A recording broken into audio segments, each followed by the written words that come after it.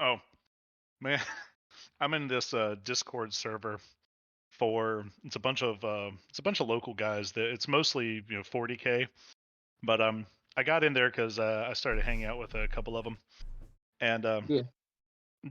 they have a thing on there for like where you post food, Right. and I said something about mayonnaise being a sauce, and Mm-hmm. the dude went fucking like off the walls, like yelling at me about how mayonnaise is not a sauce, it's an emulsion, and just like the like paragraphs of bullshit. And like I responded back with pictures of all of the definitions of mayonnaise referring to it as a sauce. Oh He man. was just like, I've never seen anyone get so mad over mayonnaise before, and that's astounding. Well, Like ketchup in the smoothie. Like hot he was dogs being or so tacos. angry about it that like eventually I ended the conversation with, you're gonna have to start putting like vote for me signs up in people's yards if you want to be this loud and wrong at the same time. I mean, I love it. Imagine being mad about mayonnaise. Huh? Imagine being that upset about mayonnaise, though. I mean, Like I've that met guy. the guy. He ain't got much else going. well, I'll Meanwhile, tell I'm over you. here. What is that game? If you guys have played Stardew Valley, Oh yeah. if you've ever gotten a void chicken, you can make void mayonnaise. I am. Or if you get a dinosaur, you can make dinosaur mayonnaise.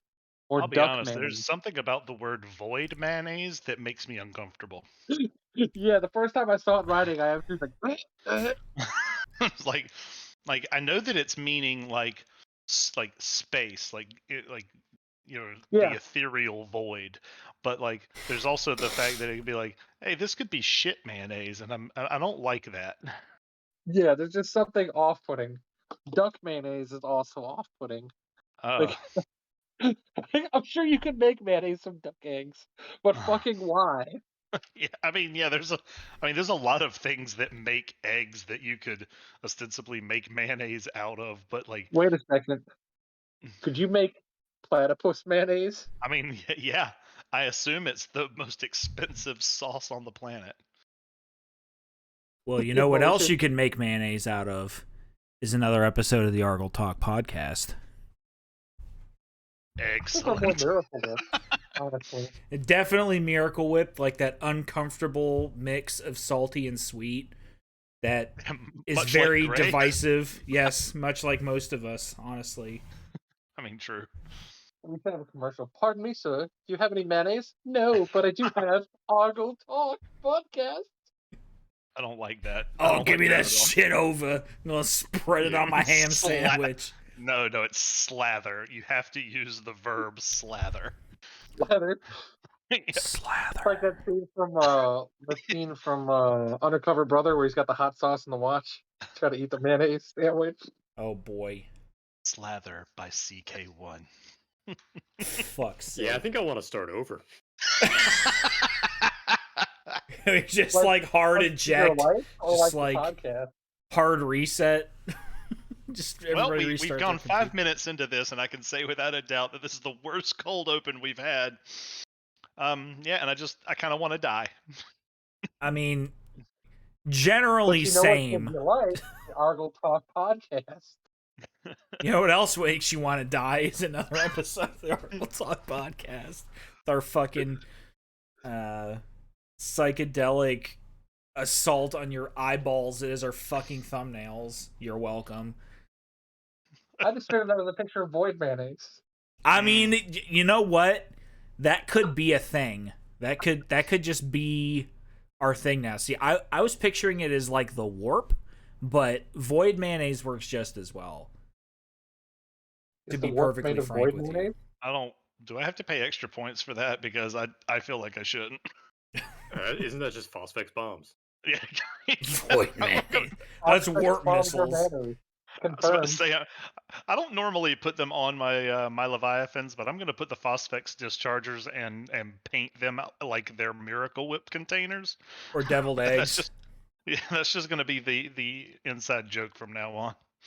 mayonnaise dischargers. I think I'd surrender and quit. Like that's how they conquered so many planets so fast. They just threw mayonnaise bombs at them. Everyone's like, "Stop! It's too squelchy." I Oh, we quit. can't clean it up fast enough before the sun makes everything really rancid.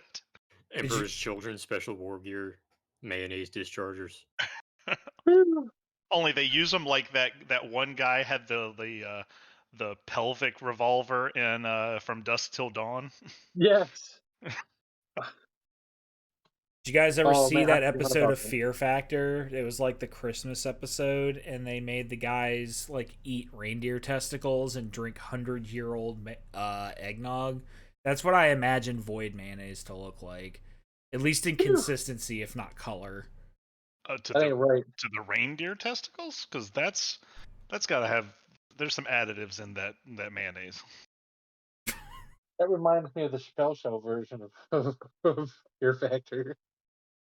And They had the crackhead character out there to I get don't him to think eat you're allowed to use the. that term. That's actually what the character was called, but that's okay. No, like you specifically are not allowed to use Yeah, that yeah, term. like you, like that's just poor Other people form. are, just not me. the pot calleth the kettle black. I mean, you know, The I pot could get calleth the upset. kettle crack. I could get upset about it, but instead I'm gonna go do a line. So whatever. But anyway, how have you guys been? What you guys been working on this past month or whatever the fuck it's been? Dude, look, it was the holidays, all right, and it was Like, it's been hard. the It's holidays, only been 2 and weeks, like, hasn't it? I who mean, knows? Time during the COVID years is like it's a fucking like, it's void mayonnaise. Like like no idea what the hell's going on. Like time Water is a round, line, not a jet paint. time is a circle, not a line. That's why clocks are round. Thank you, Caboose. Yes, you're welcome. I'm happy to use him as a role model any and all times. Yep. But yeah, what have you guys been getting up to in the hobby? I mean, I imagine what Ben's been getting up to.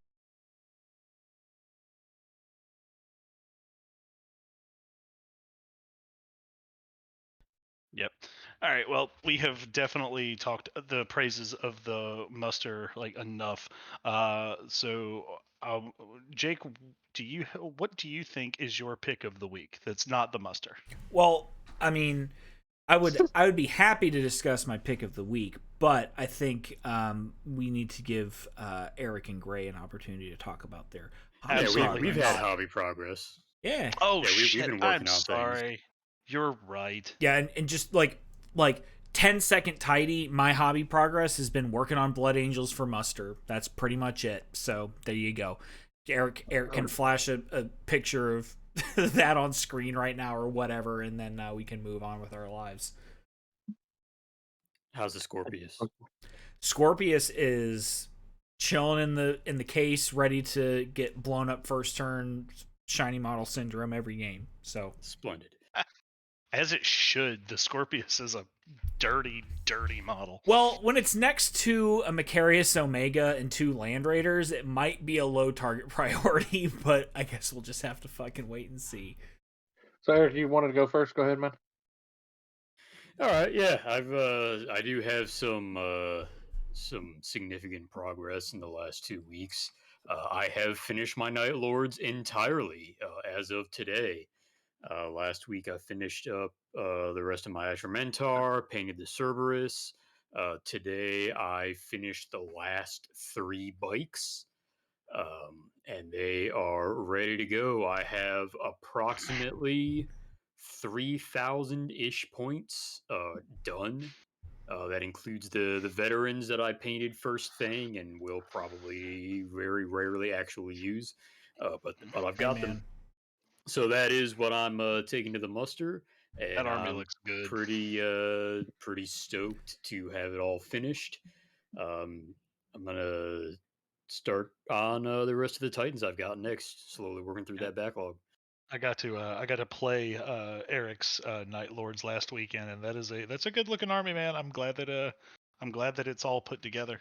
Yeah, Like it's come out. it's a really just handsome army. Yeah, it's come You out know, very well. I'm very pleased with how they all look. I mean, if for nothing else, the speed at which you've gotten this army completed. I mean, I think it's Yeah, been, I think I started in maybe September, definitely no later than October. No earlier than September, maybe even October. I feel like you were still planning it in September. I don't think you started it until October because I seem to remember that we got games in October when you were, or excuse me, September when you were still working on your orcs for the Escalation League that was dead on arrival. So That could be. I don't remember seeing your Night Lords on the table until that one game that we had like last month.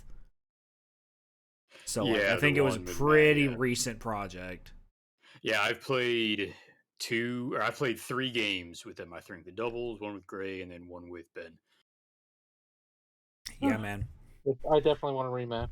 Yeah, With my it's Night Well, a Lord. rematch when you have actually your have entire your army. yeah, when you actually Oh. have your fucking knight on the table, that would probably be helpful. Well, I mean, in fairness, like even if he had the knight on the table, having seen his game with Emmanuel, like he doesn't know how to use the damn thing. So I I don't know did that it would not have know how to mattered. use the thing at all. Yeah, fair. I did not. I went over there while after we were playing, and I was like, this is not right. That Yeah. ain't right. And No. sure enough, through the conversation that we had afterwards, no, like yeah, well, I was right. Like neither of them was doing anything right. So I was Well, like, yeah, okay, well, Emmanuel. In fairness to him, I think he's a fairly new player to oh no, Heresy. I say it in jest, like, but it was funny, like just that. It's been a long time since any of us have played like regularly. So, Yeah. and I'm sure Yeah. that me and Eric, when we played, we probably foobarred some rules too. So it's not like I'm only making Yeah. so much fun. I do love playing Eric because like if we have a rules like question, we are neither of us are afraid to like completely sidebar the game and go down like a 10-minute rabbit hole / discussion on rules and like, okay, well, here's how it's reading and here's what the situation is and here's how I think that should play. So I think that's the right answer. And Yeah, sometimes you there's just got to nothing do I that. love more than just digging deep into the book and cross-referencing like 5 different sections. I think that's why I love this game so much and don't care much for ninth because it's too easy to find things there. You have to have a fucking degree to really play Heresy at I wouldn't say a high level, but to really know what you're doing. Yeah, Or true. play it while high, whatever. Well, so Yeah, that too. hopefully your pattern continues of being accused of being a power gamer with your biker gang list, as you were with your 33 white bikes, scars. man. 33 bikes. Well, I tell you what, we know I what Eric exactly likes, how and to it's respond fucking to bikes. Eric only wants one thing, and it's fucking disgusting. It's fucking bikes, is what it is. His fucking yeah. white scars, his fucking orcs, his fucking night lords. I think the only army you who's don't out have that's there- like bike spam is World Eaters, and that's just because you play the like World Eater list that you would expect. Yeah, I just do the infantry spam. just Because everything dudes else, that, I take them as dudes that troops. run forward. Everything if else there was a bikes way to and get- troops. Yeah, World if there was a Eaters way can to run get forward even compulsory easier on troops bike. as bikes for World Eaters, I would do it 100%.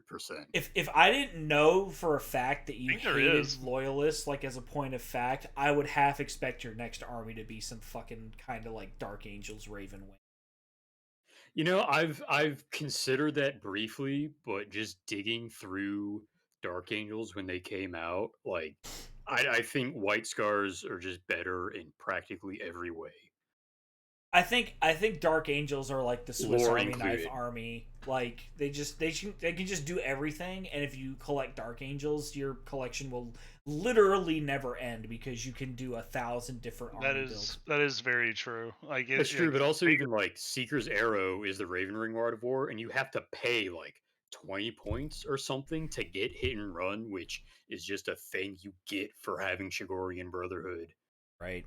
but you're actually what you're paying for is the ability to paint black instead of white. That's true. I do have 2 or 3 white armies. I think just 2. 2 white, Yeah, So like- there may be something to that. 3 red. Then the Night Lords are like a complete departure. But like red and white are the core components of at least 3 of your armies. Yeah. Yeah, I mean, it's true. If okay. not I both. mean- If not both. Okay, so but to his defense, like it is so easy in this game to collect a black army. Like, Oh yeah. 100%. I do have 2 out of my 3 current Titan legions are black. My Audax are black. My Interfector are black. Yeah. There's also heavy red components to both of those. Yeah.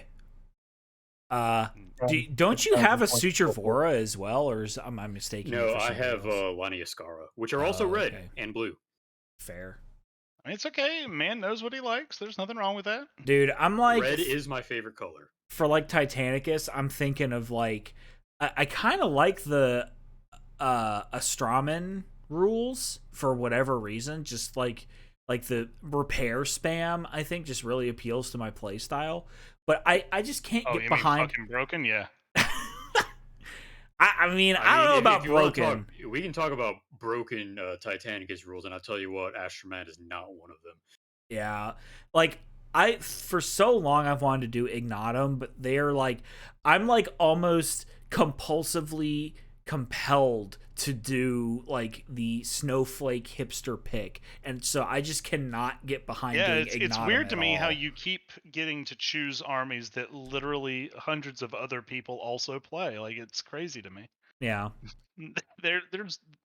There really isn't a special snowflake pick in this hobby anymore. Well, Like, so that's what I'm getting to is like I like the Ostraman rules as far as like my play style goes, but I can't get behind that green and white color scheme no matter how I try to wrap my head around it.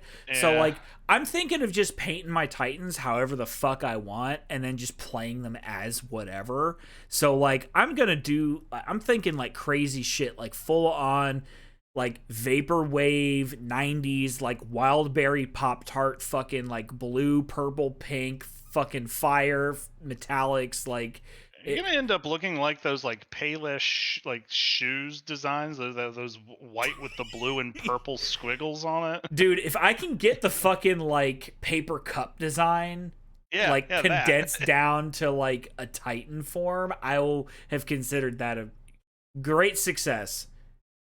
I think wouldn't it also match your fanny pack? Like, I have both a unicorn and a just like rainbow like color shift fanny pack.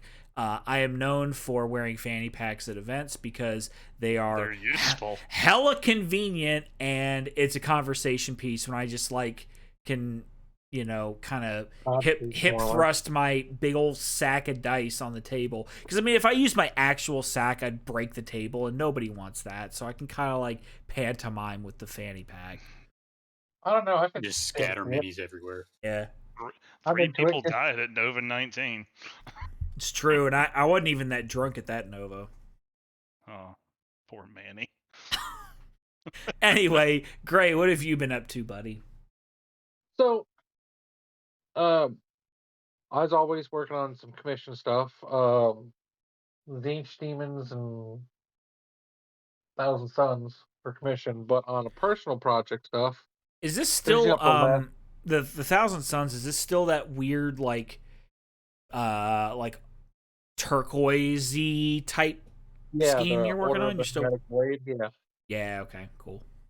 Got like the last bundle of stuff I got was like 60 models, I think, something like that. Nice.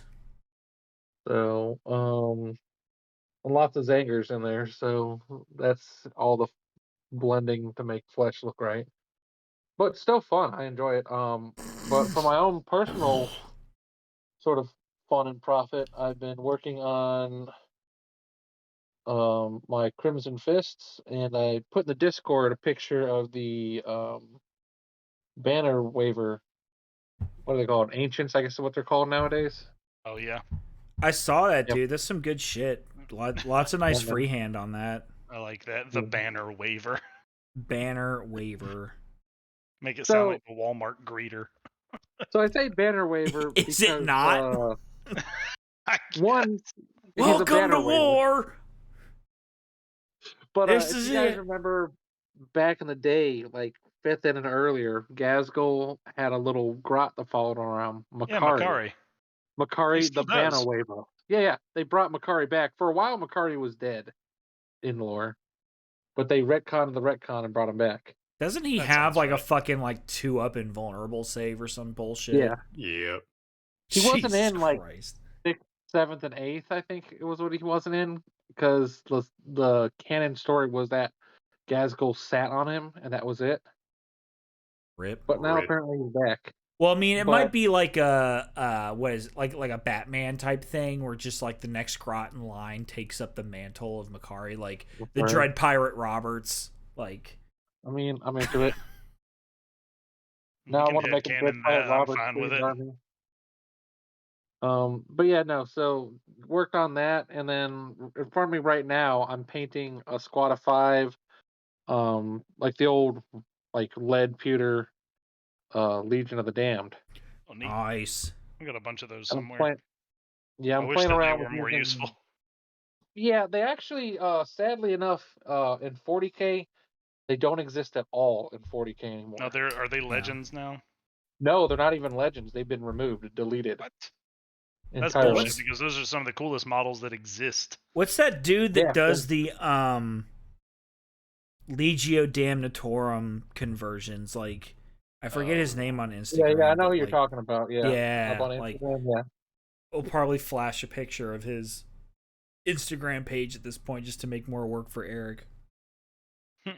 Bro, you want to talk about what's going to be work? You fucking naming all the vaporwave blue pink bullshit is going to really I'm gonna Wildberry grow Pop as an Tarts. I actually have a tie that I call my Wildberry Pop Tart tie because it's literally those colors. It's just like stripes. So it's like a purple tie with like the teal like stripes going across it. It's good It's just- shit. I'm into it. I had a purple suit for the longest time. That doesn't God, surprise that's me in the least. Do you God, also you're have like a feathered cap and a fucking diamond tipped pimp cane? I mean, he did have a Uh, cane for a while, don't you? Da ba I da still ba da. have the cane, yeah. I don't have a That's the diamond most cane, but I do have offensively grimmest thing. I do have a dress cane that has a golden like dog for a head, Drip. like the handle for it. It's pretty. It's pretty dope. I don't use it very often because it's not super comfortable compared to my actual cane. Fucking But fuck it up. What do you mean your actual cane, Gray? I have an actual cane, Jake. Yeah, I mean, dude's fucked up from basically the knees down, or I'm sorry, the face down. I felt so bad. I came to pick up my Secret Santa gift from Gray like a couple weeks back, and his poor dog had like apparently like what did you say? Like he pulled a hamstring or something? So Yeah, he it's like total hamstring. Hammy pulled a hamstring, and he came running up to me and just started like screaming, and I was just like holding my hands up like, I did not touch your fucking dog. I didn't do a thing to him. He's just screaming for no reason. Like, Man, yeah, Poor no, he was guy. in rough shape. so you know how like Yeah, you know dogs reflect their owners. He also has some kind of Yeah, leg issues. I Yep. jacked up my foot many years ago, and because due to the wonder of American healthcare, I decided it was better to keep working than get it seen, and that is a decision that I will celebrate for the remainder of my life. I mean, it's gonna happen to us at some point, right? Like, entropy is the Oh. way of the universe, always moving towards chaos and disorder. So it's gonna happen to everybody eventually. So it's brace or cane every day. So if I'm not at work, I don't have to wear my boots with the brace in it. So I There will you go. use the cane. You know, I always just thought Gray was super into Dr. House. Don't get me started on my hatred for procedural medical. Some bad Hey, Gray, how procedural you com- feeling today? It's not lupus, okay? Gotcha. It's lupus. It's always lupus. Fuck. Always lupus. Fucking Hugh Laurie. God damn it. But anyway, so do we want to move on to some pick of the weeks? I know you had asked me about it before, but if anybody else has a burning desire to go first, please, by all means. I mean, You I got it, can. buddy. Doesn't matter. Go. Do it. Let's do this. What are we Do doing? it. So my pick of the week is, since our last episode, I had a meeting with the Painting Lodge Discord, which is like it's like a group of pretty much, if you can name a heresy content creator that you enjoy, they're probably in that group. And we had a Secret Santa event this year where everybody painted a model for. I mean, it was a Secret Santa, but it was also like an artistic Secret Santa. So like it was just an exchange of some kind of project. I sent one down. I sent a couple models down to my buddy Aaron down in the deep south of Oz.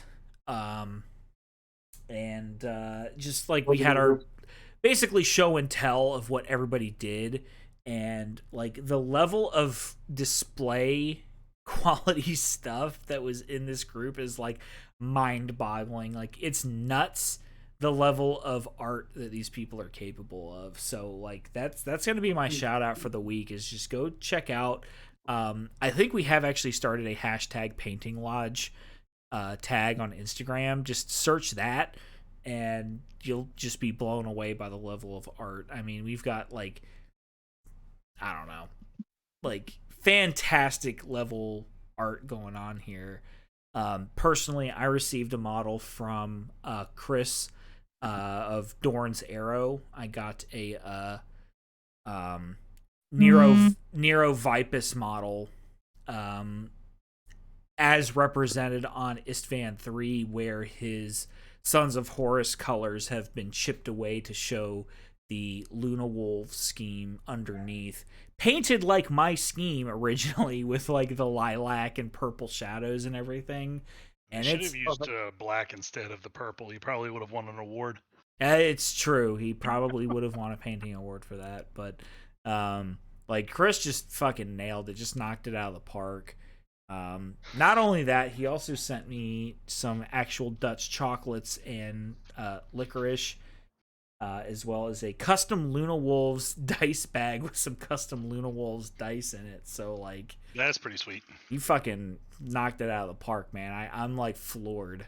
I can't even express my gratitude enough. So and just the level of stuff going on over there is nuts. So it was a group kind of formed for with a focus on men's mental health, for like just having a community for heresy content creators to kind of get together and be able to chat and share and kind of, you know, be able to have the community aspect of the heresy without having to necessarily involve ourselves with social media. Because that comes with its own set of challenges, of course. But ain't that yeah. the damn truth? So that's gonna be my pick of the week. Is the Painting Lodge hashtag on Instagram? Go and take a look at some of the Secret Santa projects that were exchanged this year, and like absolutely insane. Like the level of art and skill and talent going on. Like Omegon Edge is kind of the main organizer of the group. He just got a custom sculpted Omegon model from one of the members for his Secret Santa. So, like, sure, okay, that's fine. That's a thing that can happen. Yeah, I'm definitely not going online and searching Omegon edging. Like, I feel like that just would give me results I'm not a fan of. Well, he did. I actually made that joke. He recently made a guide on. He almost exclusively paints with oils, and he just made a guide, like a beginner's entry level guide on painting miniatures with oils. And somebody said Team Edge, and I said not to be confused with Team Edging, because that's totally different. Very different, like very distinct teams there. But yeah, just search hashtag Painting Lodge on Instagram, and yeah, just enjoy the art. It's fucking phenomenal stuff. Enjoy the edge, yes. Yes, that's the hashtag you should be promoting. Team Edge.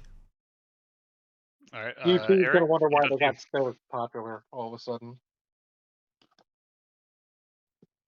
Man, I've been edging since 2020. things that I'm uncomfortable with.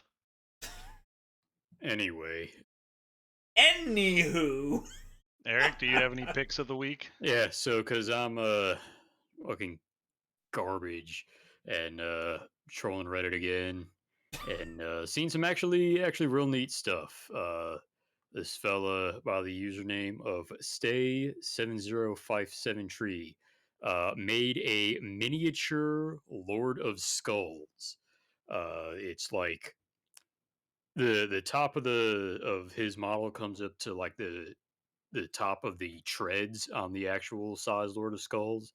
And he posted what all he made it of. It's mostly a Cataphren breacher and some AOS corn stuff like and Blood some other Warrior things. stuff or whatever. Yeah, Blood Warriors, I think like Skull Crushers, Wrathmongers. And most of this is actually stuff I already have because I have Cataphrons from one of the Orc Pain Boys on a bike I made. So I still have one of that.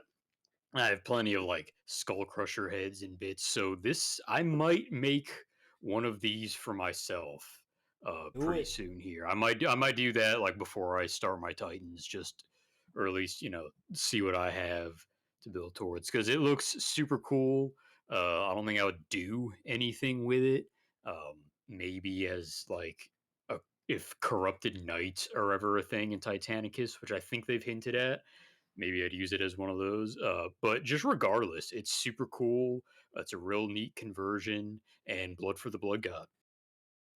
Hell yeah. Do you want to tell the listeners what the name of the post is? Because I appreciate that. Oh yeah, it's called "Don't Ever Talk to Me or My Son Again." And it's an actual Lord of Skulls sitting next to the tiny Lord of Skulls.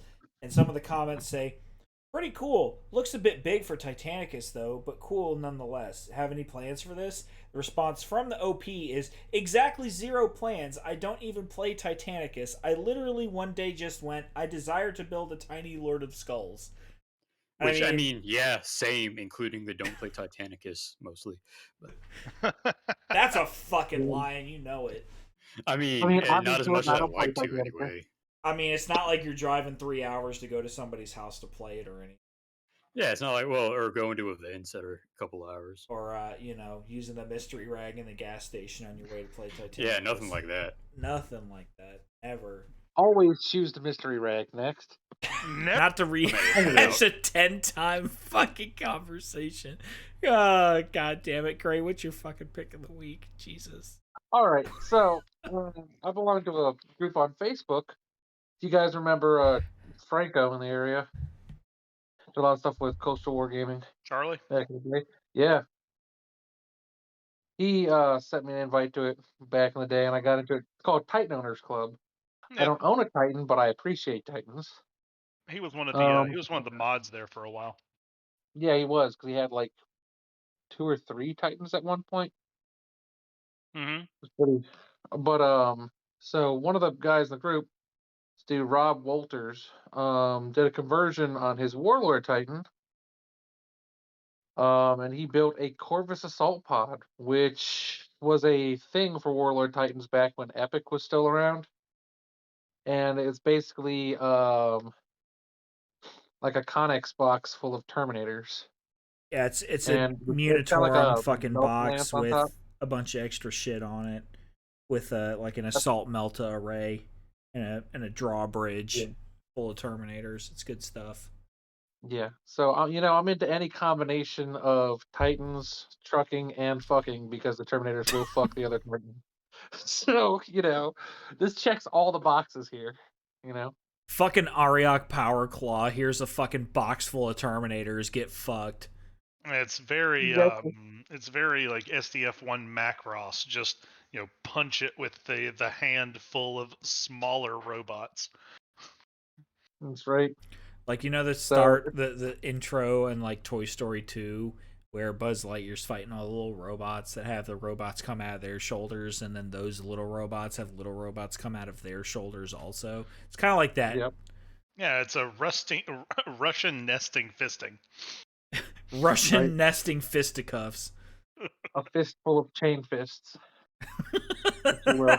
A chain fist full of fucking a melt-a-fist full of chain fists. Yes, that's an apt description for what this And then those is. chain fists are full of power fists, and then the power fists are full of bees.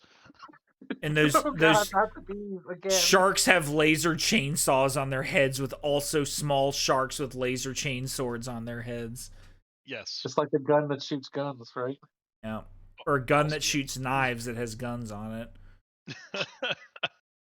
So yeah, it's pretty dope. You Fucks. know, I can't wait to see this thing get painted up. But just as is, it's pretty dope. Yeah, the he made Titan it a lot. itself looks Sure. like it's Legio Solaria, and then the assault pod still needs to get fully painted, but the conversion Yeah. looks fucking mint. Yeah. No, I everything don't looks know what good. that top piece is, but it looks like part of a train, and I'm into it. We have Um, pictures. Oh yeah, that is 100% like whatever that fucking heresy train part is. It's definitely that with like the very tip of a knight melta Melta cannon cannon. stuck on the end of it. Yeah. Yeah, I'm into it. It's cool. Well, yeah, Got it's a big fucking cool all Volkite gun around. on the bottom if you look at the pictures, which was kind of dope. Fuck your couch and the fucking Titan it rode in on. Here's a melta fist full of Terminators. A fistful of fists.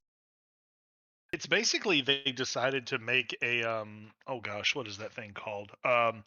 Like they just decided to put an elbow on a Cestus assault ram.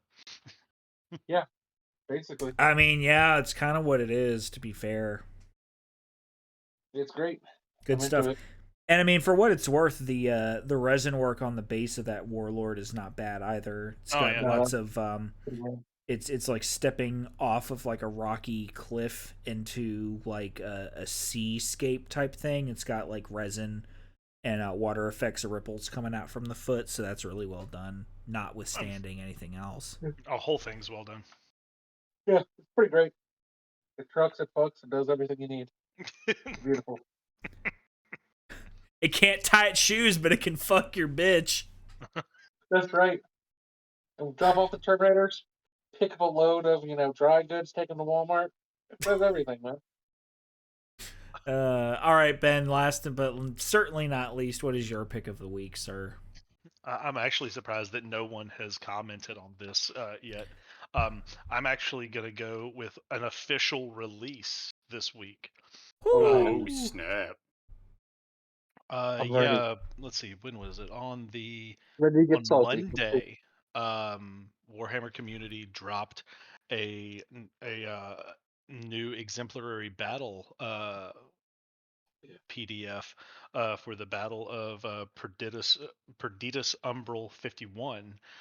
That gives us not only a new legendary battle, or what is not legendary battle, but Exemplary battle. exemplary battle. Getting it mixed up with another game system. Another exemplary battle mission to play between the Dark Angels and the Death Guard, but also gives us 2 new units for said armies. And, Yeah, I think this is the first twofer we've gotten, right? Yeah, no, I think so. is it? Yeah, I think all it the is. other ones have been like a mission with One like unit. one new unit for one of the armies involved. Maybe Yeah. you're right. I thought that there was I thought there was a couple other twofers, but either way, as we have kind of talked on multiple times over the last few or over our episodes, like boy, do we just love options. Like just anything that's interesting doesn't have to be an auto include or anything, but just something that gives us a different way to play an army. We are all for, and I am all for both of these options. You've got the Do you like support squads? Do you like chem flamers? Do you like rad grenades outside of the reaping? Do you like phosphex bombs? Well, buddy, I got a fucking troops choice for you. they're I mean they're an elite, but sure. You've got Fine. you've got the Mortis. Mechanical. Boy, do we have a choice for you. Oh, also valid. But you've got the Mortis Poisoner Squad for the Death Guard. It's an elite choice. It's basically a sweet combination of a destroyer squad without the jetpacks and a Legion support squad. So you got for 125 points base, you get 5 dudes that come bog standard with hardened armor, counterattack, and you can give them flamers with chem munitions. And then you can. They also come with rad grenades. So you get the bolter, bolt pistol, and chainsword, and rad grenades, just for the cost of admission. And you can swap out the bolter, thus keeping the pistol and close combat weapon, for a flamer with chem munitions, which gives them a flamer with shred, so they're re-rolling wounds. For every 5 models in the squad, one of them can exchange the bolt pistol uh, for a heavy flamer with chem munitions. And then a couple of other power weapon options uh, for the poison master. And then you can have up to 10 more, so you can actually have like 15 guys in the squad, and the entire squad can take melta bombs. Also, as a dedicated transport, they can have both a rhino or a land raider proteus as a dedicated transport, so it's a way to get some heavy armor in a non-heavy support role. Which, like, this unit is checking all the nut boxes I had for Death Guard. I fucking love shredding flamers. I fucking love Land Raider Protei. I love running fucking Creeping Death as a Rite of War because it's one of my favorite Metallica songs. Therefore, if I were to run a Death Guard army, it would be Creeping Death, and it would have these fucking units in there because. And you can give your sergeant Phosphex bombs. Yeah, you can Which give them is Phosphex kind of a bombs. rarity just in general, but like being able to throw that on a squad is interesting. I do think that this is probably a better like Zone Mortalis unit than anything, but regardless, because correct me if I'm wrong, but would the Death Guard not get like a feel no pain from the Phosphex bombs if it were to take like a bad scatter? Now that I don't know, because I feel like Death Guard has like an innate feel no pain against like poison or like Phosphex weapons. I think it I does. might just be thinking Mortarion. Maybe. Because I feel like Death Guard have an innate like poison resistance. Maybe one of the specialty units might have it. I mean, I don't remember. something that can be It'll be on screen. It'll be on screen, and I will be eating the requisite amount of crow at this point. Yep. Well, either way, like it's for being wrong because I don't play the fucking army. It is a solid unit for an elite slot. I mean, you drive. Yeah, they're in a Proteus, so they can't assault out. But you don't really need them to. You happily drive up with your 10 dudes, pop them out, flame the absolute dog shit. Here's 9 shredding flamers and a Phosphex bomb for your fucking trouble. No, there's 8 shredding flamers, a Phosphex bomb, and a shredding heavy flamer. Yeah, man, you gotta get those mayonnaise dischargers. You can get you can get Void mayonnaise dischargers. There you go, attaboy. You get 2 heavy flamers in a 10-man squad, so that's pretty great. And like you don't care, like yeah, I'll accept a charge back. Like I've got hardened armor, so there's a modicum of defense against certain weapons, counterattack, and then you've still got the bolt pistol and chainsword to give you yet another extra attack. And how many dudes with Wall of Death as you're charging in? Like I cannot. 2 of which will presumably be strength 5 as well. Exactly. Like I can't think of anything right off the bat that has a better charge defense than this unit. Thus explaining my Ralderon World Burner Flamer support squad. Yeah. And then once you get into close combat, you're affected by rad grenades. Enjoy. Yeah. Like these are basically you're getting a Blood Angels unit in your fucking Death Guard army for free. Like I mean, obviously you're paying for the unit, but like it's basically a Blood Angel. Yeah. So, and then to jump to the other the Dark Angels unit, you have the Inner Circle Knights Cenobium Order of the Broken Claws. It's an elite unit for the Terminator for their Terminator Knight Cenobium. So you've got it's a 275 point squad, so it's not cheap by any means. And you've got your cataphractii Terminator armor. They come standard with Tyrannic greatswords and plasma casters. Tyrannic greatswords are no fucking slouch just off the bat. I mean, And then you've anything got with instant death inherently is well, worth yeah, the you got fucking instant death like. on a sword, and then Dark Angels get bonuses to their attacking with swords anyway. And so you've got the swords, and then you've got plasma casters, stubborn and adamantium will. So I mean, you've got some pretty neat but skills in there. But what? So you can take the Phobos or a Spartan as a dedicated transport. Standard Terminator fare. Um, Really, what starts getting funky is you get some other weapon options. Like just like the regular Knight Cenobium, you can swap out your great sword for thunder hammers if you want to. But what the real money is in the Advex Moore's great sword, which is a 2-point upgrade, and this thing is just kind of just fucked. um, it's it's strength Cracked.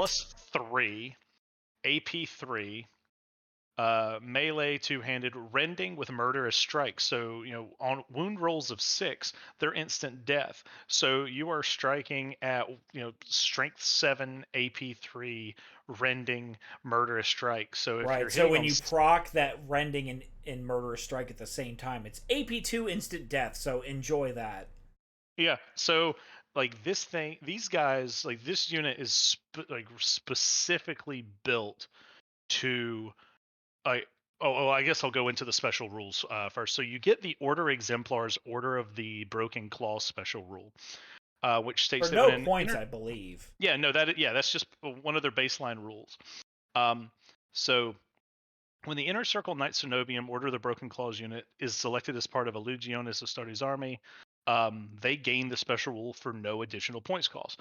But models representing this order gain a bonus of +1 to their wound rolls when locked in combat with an enemy unit that includes one or more monstrous creatures or gargantuan creatures or models with the Demons of the Ruin Storm special rule.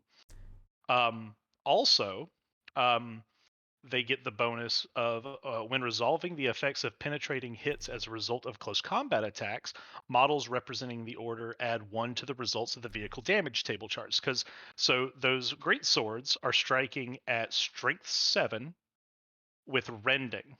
And when you rend on a 6, you add another D3. However, rending does not change the AP to 2 when going against vehicles.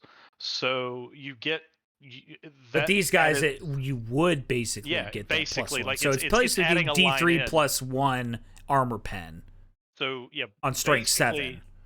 if you are like you have you have to hit 6s, but you're getting multiple attacks.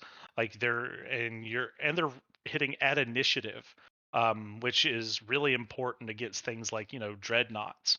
Honestly, So I think I take at initiative strength 7 rending hits over strength 8 armor bane hitting at initiative 1. To with be frank with you, well, considering that these guys come base attack or with 2 attacks, like your odds are not bad, and like against basically every dreadnought, you're pinning on 6s because you're typically hitting against front armor, and they're all armor 13.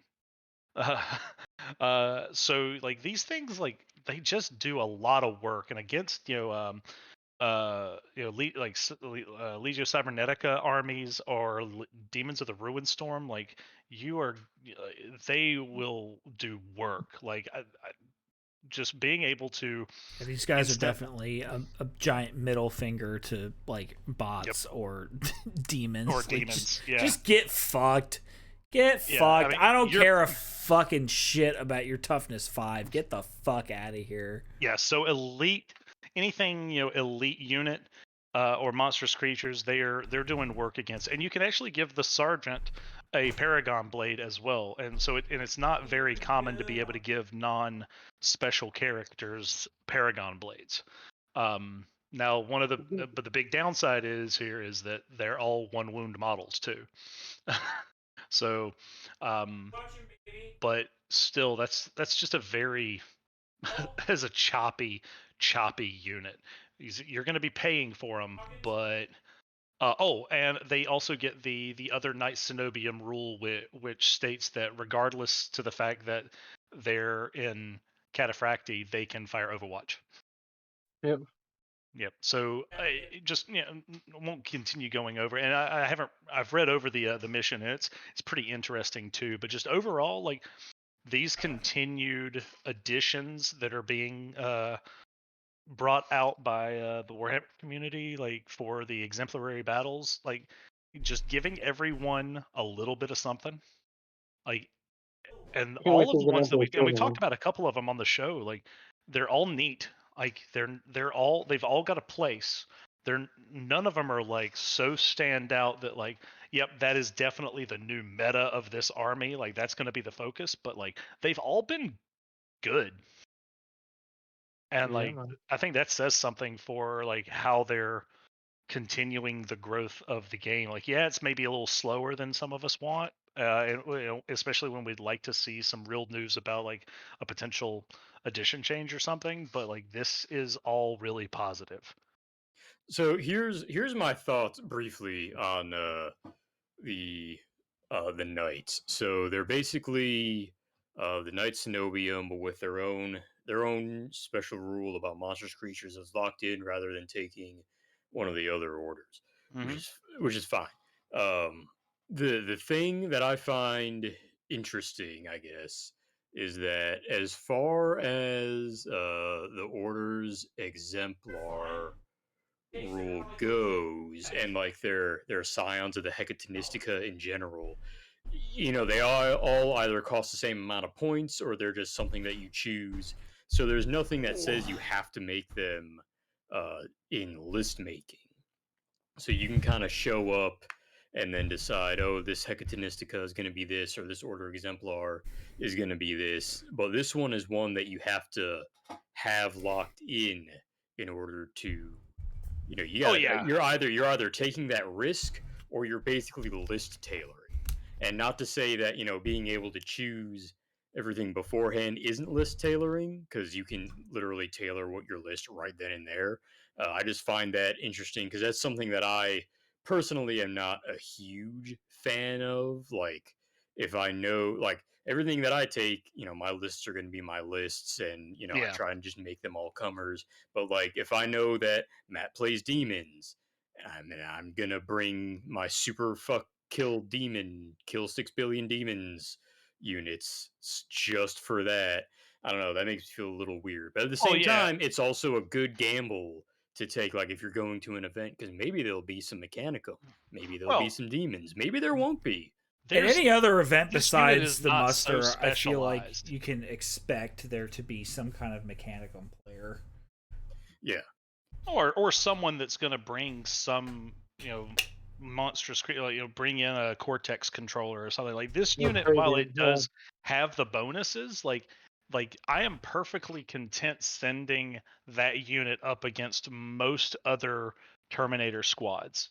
Oh, for like sure. I mean the strength 7 rending attacks on at initiative, like yeah, they probably do get beaten out by the other types of assault terminators in certain circumstances, but like nothing about that unit says I would not want to send it against any other assault unit. Like it's going to be solid all around. It's not like what's that Terminator unit that the anti-demon ones with the maces, the nullificators, is Qualificator. that Yeah. yeah, Nullificators, yeah. like yeah, like those, those are very clearly tailored against demons. Like, yeah, they do okay against other assault armies, but they're not as good as regular assault terminators. In that role, like they really shine against demons. And So, Psychers. oh yeah, and psychers, but those So are basically relatively Thousand few and far Suns, between. pretty Yeah. much. So Thousand Suns and to Word Bearer. your point about list tailoring, like those, like you would be bringing like that would be a list tailoring unit. Like, I know I'm playing demons, so I'm gonna load up on nullificators. Like, these guys, like, yeah, they're definitely gonna have an edge against demons and cybernetica, but like, I'm happy to throw them against another assault unit if I need to. Yeah, man, Yeah. Book 8 really was the we fucked up with Inferno. Yeah. Man, Run it you're not back. Run it back. those demons. Like, I get questions all the time from people, because I want to get people interested in heresy, and like, one of the ways you do that is tell them, hey, you can play with models you already own. And so I get questions all the time, like, hey, can you play demons? Like, shit, yes, you No, can, but it's please not let us no. have a conversation. Well, by which I mean, because demons are in Book 8, I just mean because all the anti-psyker stuff as well. Oh yeah. Well, I feel like, but you also have like the Psi Arcana stuff too. So I feel like Yeah, they which is tried. also mega anti-psyker and Yeah, anti-human. So exactly. they tried to balance that part within the same book. Yeah, they Also, did. this is a hill I will die on. If you take fucking divining blades in your all comers list, you're a fucking pussy, and you need to have your testicles taken away and put in somebody's purse. Well, See, that's Jake's secret. They're really not. He has one pair, and he's just sewn together all the ones he's taken from people with divining blades. From people's purses, Exactly. apparently. Or, I oh mean, So- god, significant others' purses. I'll accept it from there as well. I'll accept the tribute. His balls look like Fabius Biles' cloak. Stitched together testicles. Ugh. No, but psychers, I feel personally, are pretty underrepresented in most heresy games. Like, I rarely see many. Like, in my wolves army, I tend to run one, but it's easy for me to do so. Well, I mean, you kind of have to. No, you don't. Like, I've got I mean, plenty not of like literally, but like, I mean, it's like it kind of makes I- sense because you got to take a speaker do of the have to- dead, right? Which is like, No, I don't have to. There is a rule in Space Rules where you have to take, extra HQs, but and so you get, those options, but like, you don't have to. But like, yeah, it does.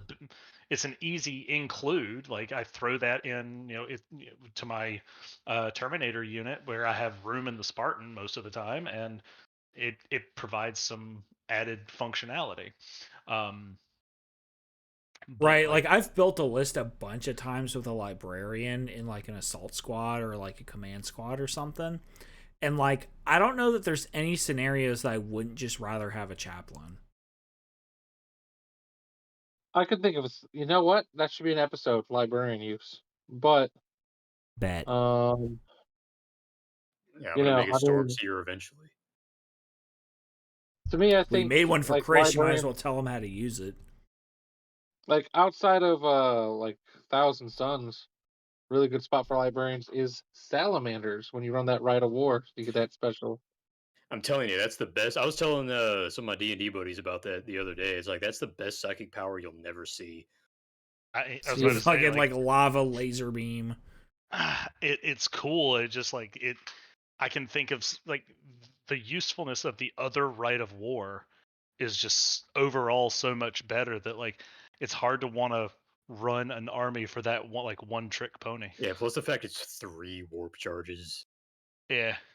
Well, and that Yeah. Rite of War also pretty much like you have to run a Master of the Legion, you have to run a chaplain, I think, and you have to run a librarian.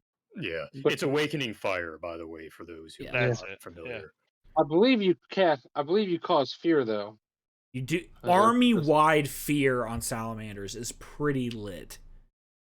I mean, you're just angry. I mean, is it though? I'm angry. Like, is it? That's your Rite of War. You're just Angry. upset. You're just upset. mad? We're not mad. We're just disappointed.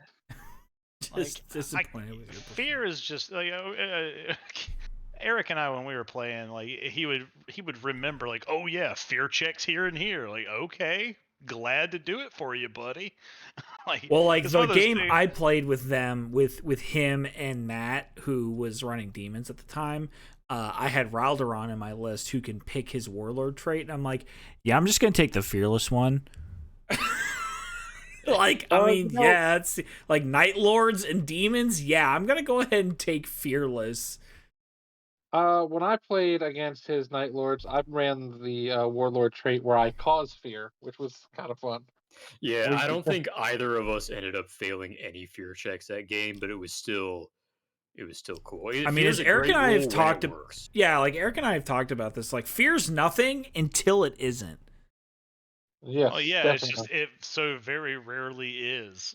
Like that's the kind of the A lot of point. Like high morale in the heresy. yeah, like there's just so many counters to it that it's like there comes a point. Also, why do you even exist when there's just so many things that just make it so easy to counter it?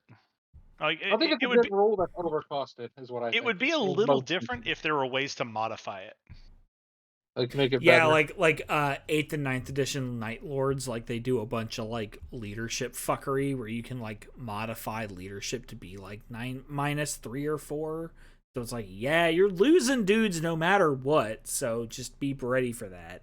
I think those are also like universally regarded as some of the worst Legion rules in Chaos Space Marines right now. Oh But yeah, even for like sure. even like Kurz, everyone who already like everything causes fear. Everything that already has fear is at a -1. Kurz himself delivers fear checks at a -3. I mean, that's Woo! nothing. And unless, of course, there's a chaplain present. Yeah, which I mean is a very common console. Yeah. Yeah, So which I mean, but how many of those are your enemies going to have? You just put your units somewhere else, and you still have fear in probably your entire army. just take Kurz and push him somewhere else because he doesn't have a jump pack. Also, yes. Anywho, is that about all that we want to say about the I exemplary think so. battle? Like, But anyway, so moving on to the main topic for today, returning to our ongoing series that we'd like to do on generic Rites of War. Today we're kind of doing a double feature ish, where we're doing Armored Breakthrough, subtitle Getting the Most Out of Your Legion Predators. So obviously, Armored Breakthrough is a Rite of War that is pretty armor centric. It allows you to take predators as troops, and I'm pulling up the book right now. Armor of the Line. Legion Predator strike armor squadrons armed with Predator cannon turret and sponson weapons only, which I would interpret to mean you cannot change the Predator turret and you cannot add pintle-mounted weapons, is how I would interpret you that. cannot. Must be taken as compulsory troops choices in the detachment and may be taken as additional troops choices. Legion Sicaran battle tanks may be taken as elite choices in this detachment. So you can max out at, if you squadron them correctly, you could max out at 12 Sicaran battle tanks if you play your cards right. Master of Armor. A single Sicaran battle tank or predator of any type available in the Legiones Astartes Age of Darkness army list may be taken as a compulsory command vehicle, counting as an HQ choice for the purposes of selecting this Rite of War only. Counts as having the Master of the Legion rule allowing this right to be taken. They may also be the army's warlord. If this is the case, instead of rolling for a warlord trait, this vehicle has a super heavy command tank vehicle upgrade regardless of its type and has +1 ballistic skill at no additional cost. The final benefit you get from Armored Breakthrough is extended range. All vehicles with the tank type that have 3 or fewer hull points gain the fast type if they do not have it already, which is pretty lit. I'm not gonna lie. That's fucking huge. It is fantastic. The limitations for Armored Breakthrough. All infantry units that can do so must purchase a dedicated transport, and those without the option must be deployed mounted in another vehicle which itself has a transport capacity. All such vehicles must have the tank or super heavy tank type. The detachment may not have more flyers or skimmers in total than it has tanks, and the detachment may not include any fortifications or mobile units, which we've talked about as a pretty bog standard Legiones Astartes Rite of War requirement. I don't know of any that well, I won't get into this rabbit hole, but it's very common to not allow fortifications or immobile units. So basically, this is your armored column list where you can take tanks as troops, and given the right legion, you can run entirely tank based lists, which is pretty sweet for you tread heads out there. So with that, we kind of want to take a slight detour and talk about the core Predator armored squadron with the baseline Predator cannon and kind of how you get the most out of them. So, but before we get into that, Jake, I have you guys made an interesting point there about how this right turns all of your 3 whole point tanks into fast tanks. You said that's pretty huge, and I don't disagree with you necessarily, but what is Sounds it like you're about to. precisely I'm just wondering because okay, your 3 whole point tanks, right, are Predators, Sicarans, Rhinos, artillery tanks, sabers, and maybe some others that I don't quite Yep. know of, Yeah, which or that I sabers can't already quite. have fast Which sabers anyway. already have fast, Sicarans and their variants already have fast. Yep. Predators have pretty good range, at least on the Predator cannon, which you'd have in your troop slots. So what is huge specifically?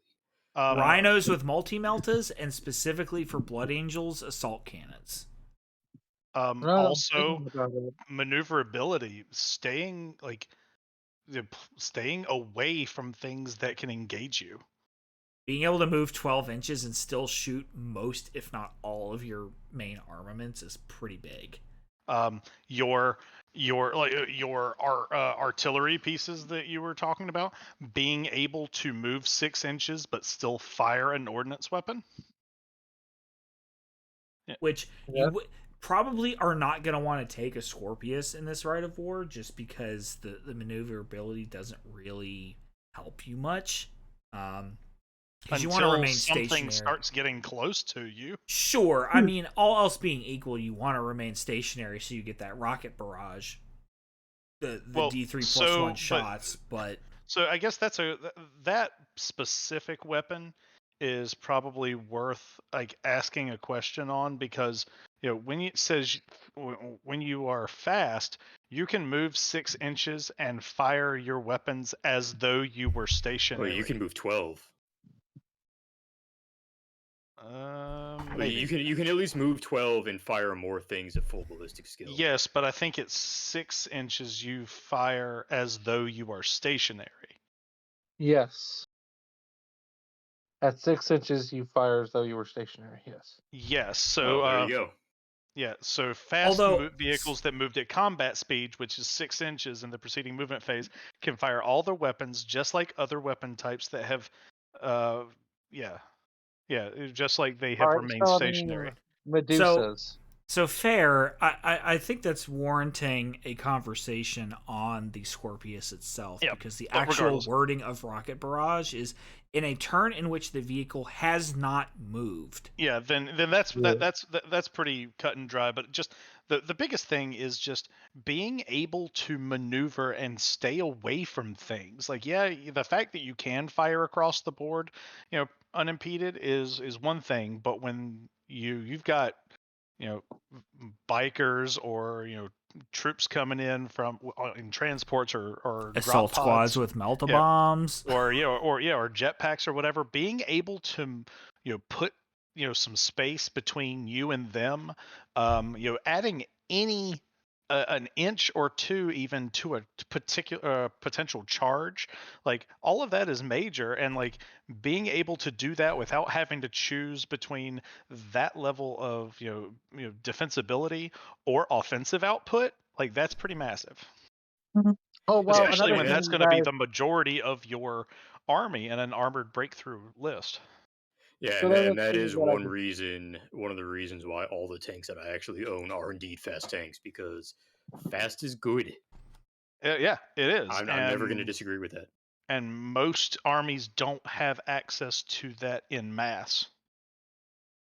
I think Ray was getting ready to Sure. touch on this, but looking through the sorry. book as well, the Legion artillery tank squadrons are also all hull point 3, so they would gain Yeah. the fast rule. Yes. So your basilisks, Medusas, and whirlwinds can also all move 6 inches and fire as if they had remained stationary.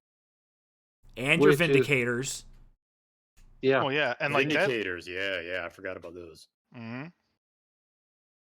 So all of Which- all of that's a big deal, and like the first thing that immediately comes to mind is like having that that fire base or that artillery base set in the back corner, as people are wont to do, and then you have a dreadnought drop pod pop in, and well, what do? Like, well, you either sit it there and it's definitely going to get wrecked in the next turn, or now you can start running away from that thing.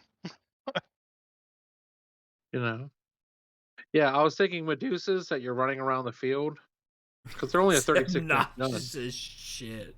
Just obnoxious Medusas, just running Oh around yeah, the field. because the and briefing baseline Medusa wasn't. I mean, you. that's But you know what I'm fair. saying. I mean, honestly, fast rhinos is, I think, what the main benefit out of this is, because obviously, like, you could run an all armored list with this Rite of War, but I don't know that you want to. I think you still want some boots on the ground. Oh no, I But definitely do. the requirements of the Rite of War don't. do say that they have to be in a dedicated transport, and if you're putting your squads in a rhino, being able to move 12 inches and still be able to fire its weapons, whatever you end up putting on it, I think is huge. I mean, I pretty regularly have a multi-melta on my just standard rhinos. It's a relatively cheap upgrade in and of itself, and a lot of people just don't think or think it's going to be a problem, and oftentimes it's not. But then when it is, like, it's a big fucking problem. Right. Or, like, obviously it's expensive as shit, but putting assault cannons on them for Blood Angels is also, Oh yeah. like, not nothing. So So being able to so you- effectively have 36-inch range on your assault cannons, and then also being able to deploy and shoot whatever oh yeah. thing you have inside of it also. Yeah, It's so- a super mobile infantry list, if nothing else. Obviously, you're going to have those troop predators to run around. Yep. Yeah, and Also- then even like not having to necessarily take the points, because you can give machine spirits to like predators and vindicators, not having to do that necessarily. To be able Those to are move like them 25 and fire. point upgrades. Yeah. Like Yeah, it's they're 25 points. Yeah, that's not. And another aspect that we didn't touch on is, like, a normal flat out move is 6 inches, but when you're fast, you can move 12 additional inches. So you can change a board state real quick with in this case, your predators moving 24 inches. Like, you can put pressure in some ridiculous ways real fast. Especially, like, obviously these aren't going to be your core troop predators, but if you're taking Flamestorm or Magnum Elta Cannon predators, you can get them around the board real quick and still be able to threaten something really easily. yeah, and some of those definitely have very short range. Oh yeah. Like, I think obviously the Flamestorm cannon is just a template, and the Magnum Elta, I believe, is only 12-inch range. Yeah, And it's it's not still large. a blast, isn't it? Yes. Yeah, so you have to you have to have them fast in order to move at full speed and even fire it. Period. Yeah. Right. So what Jake was, 18-inch range for the Magnum Elta. oh yeah, okay, that makes more sense. So there is a lot of different ways that you can run an armored breakthrough list. Like, like, I would actually disagree, like, with Jake's point on this. Like, I actually, my first thought whenever I'm running, if I was running this, is like, I don't know that I want many dudes. Like, I want to really lean into an armored company if I'm going to run an armored breakthrough list. Yeah.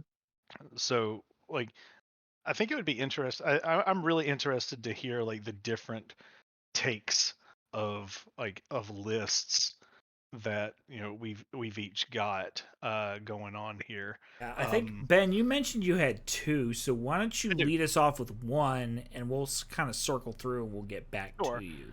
Well, I usually when we do these rites of worth, like I start thinking through it like from my normal lens of the armies that I typically play, and then and that's usually how I build my first one, and then like I try to change it up and do something completely different. So uh, the first one that I set up, I did 2,500 points. That's usually that's our standard, and I did not go with any particular legion because none of them get any sort of innate bonuses to vehicles. Just as a baseline, like they're usually locked behind a rite of war. So didn't this can be used for literally uh any legion. But so I started with the Master of Armor as a Sakaran battle tank. And I upgraded the shit out of it. So it's got its accelerator autocannon with the heavy bolter.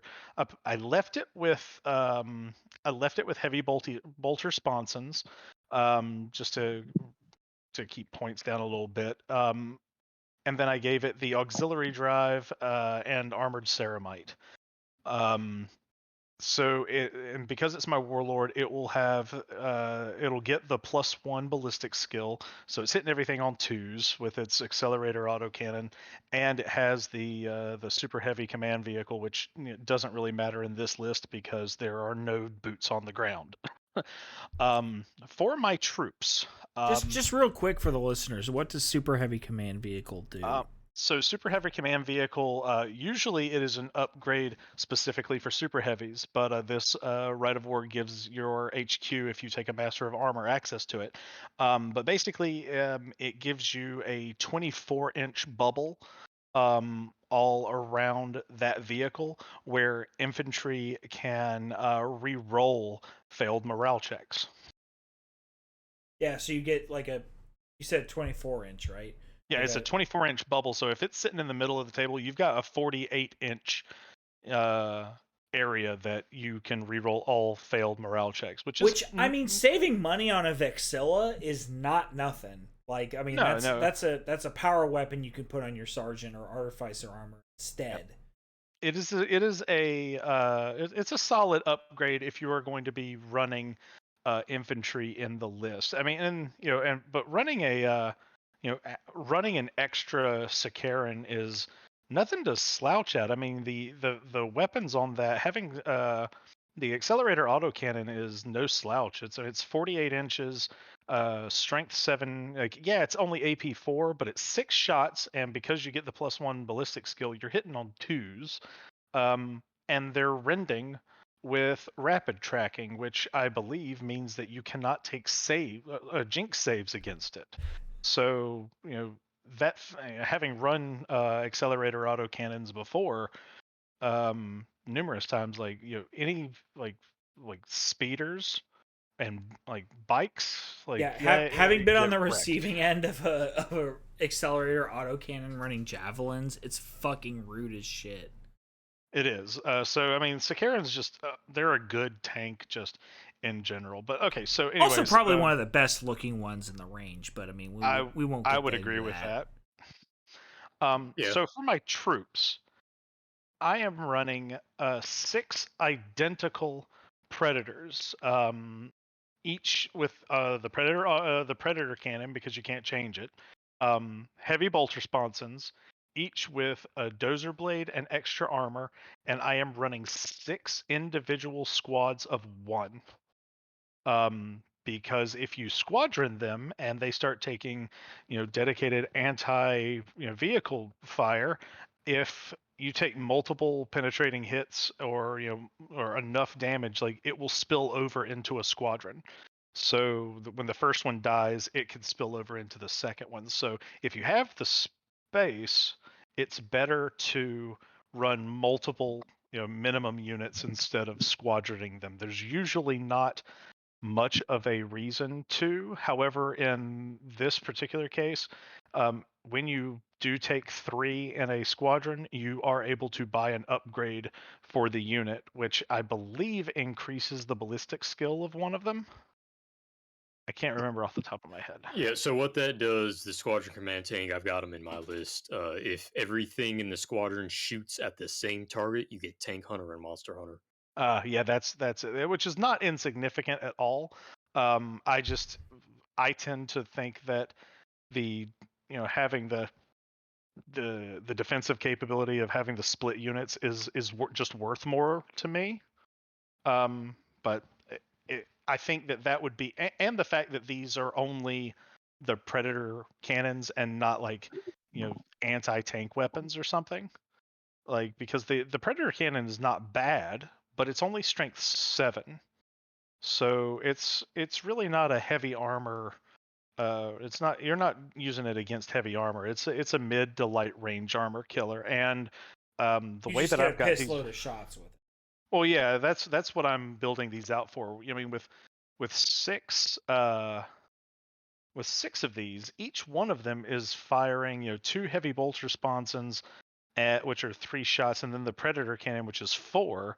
So you've got 10 shots firing a turn at they're BS3, but still, you're even elite infantry, you're just, it's weight of armor saves at that point.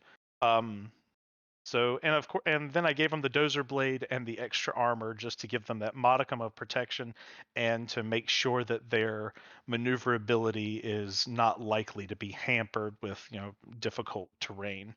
So yeah, it's got 6 of those in the troop slot. For my elites, I ran a single Sakaran battle tank with the autocannons and las cannon sponsons. So that's going to be my my mid, and that's going to help me with mid and high armor, especially with those las cannons. And just having another tank on the table because they're front armor 13, they're no slouch. And then I have a Cordus Dreadnought Talon with 3 dreadnoughts. Now what's different about the dreadnoughts is they all act individually once they are put on the table. Like, so the whole issue with squadroning then does not affect it.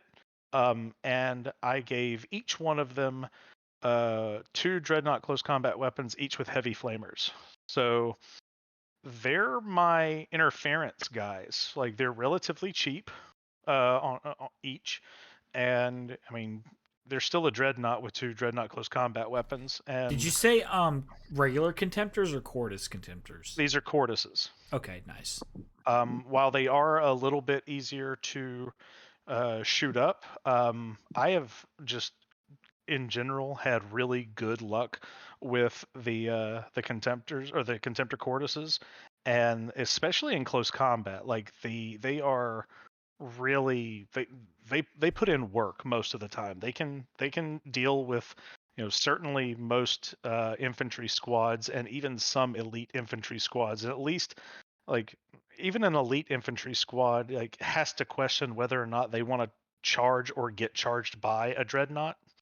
And the fact that it has 2 heavy flamers in its hands gives it a little bit of a charge defense, so it makes that question a little bit harder to answer. So they're also there to be targets. Like, if you're targeting them, you're not targeting one of the more either one of the more expensive or more important vehicles in my in the list. In the fast attack slots, I have 2 individual units of Saber Strike tanks, and they're both identical. They've got the heavy bolter on the hull, a combi weapon, and a neutron blaster, and 4 Saber missiles. So these things are already fast just out the gate. The neutron laser is short range. It's only 24 inches. But overall, the vehicles are cheap. They're front 12, side 11, rear 10, 3 hull points. But man, they just put in so much work. The neutron blaster is scary. It's a strength 9 AP2 concussive and shock pulse. And anyone who uses a Cerberus knows what shock pulse is. Basically, Or a if you Venator. hit something with a pen, it can only fire snapshots the next turn. So yeah, the 24-inch range is a little bit problematic, but the fact that they're on a fast chassis means that they can get up kind of in your face real quick, and so they're going to be a good skirmishing vehicle that you can't ignore them at all. Here's what I find interesting about the neutron blaster, as opposed to like the Venator's version of the server, or more the Mhm. Venator's version than anything else, is that it's a heavy weapon rather than an ordnance. And I mean, that's kind of a blessing and a curse. You don't get the benefit for ordnance, but you Yeah, also don't get the downside of basically shooting just that thing. You yeah, can fire all those missiles in that heavy bolt or whatever. yep. But now another thing is that it does have concussive. So if you had to fire it at a unit instead, um, if you didn't have a good vehicle to fire, like you can actually affect some, a status effect basically on a vehicle, or especially like a dreadnought, like being able to knock a Leviathan or a Contemptor down to initiative 1 could really cause that unit a big fucking problem. Because now they're swinging at the same time as melta bombs and chain fists or something. And then I put the 4 saber missiles on there because they're inexpensive, first of all. But I'm thinking a first turn kind of alpha strike sort of situation where I just fire off all 4 of them at once. They're 36-inch range, so a little bit longer than the neutron blaster. Strength 6 is not fantastic, but they are rending, and they have missile lock. So missile lock is it you re-roll Reroll failed hits, to hit basically. rolls with one-use weapons, which is pretty cool. So they're very um, reliable wounds on target, and the fact that they have rending too means that you can start threatening, mid-range armor and even some elite infantry units with it. Yeah, I mean, Um, say your opponent doesn't really have any like armor that you need to threaten with that neutron laser. You can just throw that fucking thing at a Terminator squad and see what sticks. oh yeah, I mean, even especially multi-wound terminators, being able to concuss them is not insignificant, or a Primarch for that matter. Being able to concuss a Primarch is you know that will do work. um so anyways, Yeah, it will. yeah, Vulcan knows this against or I'm sorry, Angron knows this against Vulcan. um Well, I got concussed with like a Lorgar in a Primarch fight and had him beat Fulgrim once because he was yeah, concussed. yeah, I mean And it's not, Fulgrim is it's kind of a like better fear, like duelist model. no one thinks about it until suddenly it's a big factor. Yeah. um Same with power maces on assault sergeants, but that's a whole other Also Oh true. man, episode. So then in my heavy always support Stan slot, Power man. I have 2 individual artillery tank squadrons with a single Medusa each. Son of Just a bitch. because Medusas are just really, really strong. I mean, they can do kind of anything. They, with their pie plate, it's strength 10 AP2 ordnance barrage large blast. Yeah, the downside being the 36-inch range, but the fact that you're fast means that you can actually kind of move a little bit, which is not something It's that you actually normally do effectively a with a Medusa. 42-inch range, and then you still have barrage, so you can ignore a line of sight. Yep. So, but that strength 10 ordnance on to against an armor value is a pretty reliable anti-armor weapon, and the fact that it's a large blast means that whatever that template is going to hit is going to have a bad day. Having been on Medusa, the receiving end of Medusa batteries in a militia list for my Blood yeah, Angels, can confirm it's not a good time. Nope, not at all. And then So here's the thing about that. The Legion Artillery Tank Squadron is a 0 to 1 choice. You can have 2 tanks in there, but they've got to be in the same squadron. oh, you can only take one of that unit. Yeah, it's a 0 to 1 Yeah. choice. So you 0 can to 1 have choice. 1 to 3 tanks, but they have to be. Oh well, I whoever. did not realize that. So that's just that was a Just failure putting on that my out part. there now before the angry emails start. Not that Yeah, we've so, received any, Yeah, because you guys are they'd fucking. be our first email, so please Yeah, send us either angry way. emails. But either way, I mean, having, honestly, an I email can easily of put just those into one. an email of just fuck Jake and his giant balls, like that'd be much appreciated. argeltalkpodcast@gmail.com, argelpodcast@gmail.com. In case any of our And, 3 listeners want to, K. Can you tell how drunk I am that I just spelled podcast with a fucking K? Yes. And then It's last okay. but not least, I threw in a Cerberus heavy tank destroyer with the las Cerberus. cannons and the armored ceramite. And that all of that brings me to 2,500 points on the dot. And while I just like the Cerberus, but in this particular list, I think that the shock pulse that it does is brings a lot to a list like this. Like being able to control the battlefield with that, you know, especially if I'm going against another like super heavy or another like tank heavy list, being able to effectively shut something down even if I don't destroy it, there's a lot of value in that. Yeah, being able to shut down an opposing super heavy rather than have just like a shootout until something's dead.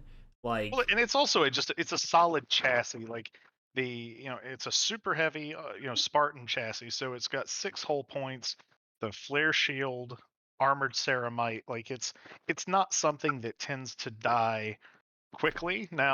Dude, I'm telling you, Eric's a fucking trendsetter. Like, I'm telling you, 2022 is going to be the year of the Hampton Roads Heresy, Mastodon, and Cerberus meta, just because of what Ben can 3D.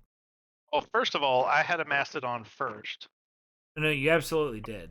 But then, yes, my ability to create. I'm incorporating the Cerberuses Mastodon into the Cerberus meta because I know I've spoken about the Mastodon meta before, but Eric is the trendsetter as far as Cerberus meta goes. Yeah, I will sing the Cerberus' praises all day long. Oh no, you might do 1 hull point to yourself, like what, like 4% of the time? Yeah, I think that did come up in my games both against Gray and Ben, and neither time did I actually do a whole point. Nope, he didn't. Now, also, it's worth noting that the Cerberus only achieved destroying the Deredeo and literally nothing else. That poor Deredeo, man. I think penetrated the Leviathan on the last turn. Okay. You may be right, yeah. But it didn't kill it. That's right. It didn't kill it, yeah. Dude, I don't know. Like, just having that threat on the table, like, would fuck with me. Like, if I, like, regardless of super heavies, if I had some kind of template, because I'm going to be running Raldoron with World Burner because I'm convinced that that's a good army build. So I'm going to have some kind of fucking vehicle with a template weapon. Having that Cerberus threat on the table is going to make me reconsider how I fucking deploy that shit. Now, agreed. The downside is that it is a very expensive model on the table. I mean, and if you're gonna take it, like you should be buying the armored ceramite for it. Like there's just no 100%. reason not to. But the whole thing with the sponsons brings you up to like 455 points. Like it is not a cheap thing, and it has a variable weapon profile, so you're not always guaranteed to get a lot of shots out of it. So, but it is a very accurate weapon and a very strong weapon. So, and that's something to take to an event for sure. Like when you don't know what kind of super heavies you're going to be running up against. Like there is not a super heavy in the game that wants to. Yeah. Well, my Macarius might have not. my Macarius might have to have words with you on that, but I was about to say it is definitely not can you the take those cheapest in the Legion army. 100%. Oh, yeah. In fact, my armored breakthrough has one, as does my muster list. Oh man. Also, you can take the the knights that are cheaper, or the Bane blade, or the Bane hammer that's cheaper, like Bane blade, baby. the Macarius, all of the Macarius. You can also take the Malcadors. Oddly, the Omega is not the most expensive Macarius, and Which is weird. No, I think the Vulcan is. Yeah, for whatever no, it fucking is. reason. Like, I don't understand why it's the most expensive one. I get 20 AP 3 shots, I guess. I don't know. I mean, that's not nothing, but like, why wouldn't I just run like two all Fire of that Raptors? just to say that Anyway. you're wrong with that statement. It's definitely not the cheapest super heavy. Wrong. You're wrong. Also, I mean, how much is the Typhon? Is that more expensive? I guess that's probably more expensive. Don't even talk to me about bringing a Typhon to muster, because I have the fucking parts to be able to pull that off. Yeah, the Typhon is also cheaper than the Cerberus. A shredding Oh, is it Typhon, really? I might add. Yeah. $395, isn't it? Yeah. A shredding Typhon with World Burner, I might add. I don't know that I'm gonna be that much they're of a both dick, $395. but Okay, yeah. Both the same chassis. They're both good. I think they're both good tanks. They both do something different, but they're both pretty reliably good. I think the Typhon is the more aggressive choice, and the Cerberus is the more defensive choice, where you're kind of hedging your bets against opposing super heavies, whereas the Typhon is just like, I'm gonna delete a unit a turn, and there's fuck all you can do about it. Yeah, you have to do something about it as quickly as possible, because Right. you're right. It will delete something a turn, assuming that it. Speaking doesn't of scatter muster, I experienced that from Rich one year, and it was not great. God. I have experienced that from Rich too. It's terrible. Oh man, the last encounter I had with a Typhon was, I actually kind of felt bad because I was running one of my my Space Wolf armies where I could outflank, and I outflanked the damn thing with the Terminators. And so the Terminators got to charge on it and just chain fisted the absolute hell out of it. So Rich perforated my asshole with one at the last muster, and then the only experience I've had with mine is running it at a mega event at Battlegrounds in Midlothian called Ariana Forge, which was designed to be basically a Titan battle, where we basically played Floorhammer, where it was like a 12 by like 24 foot table.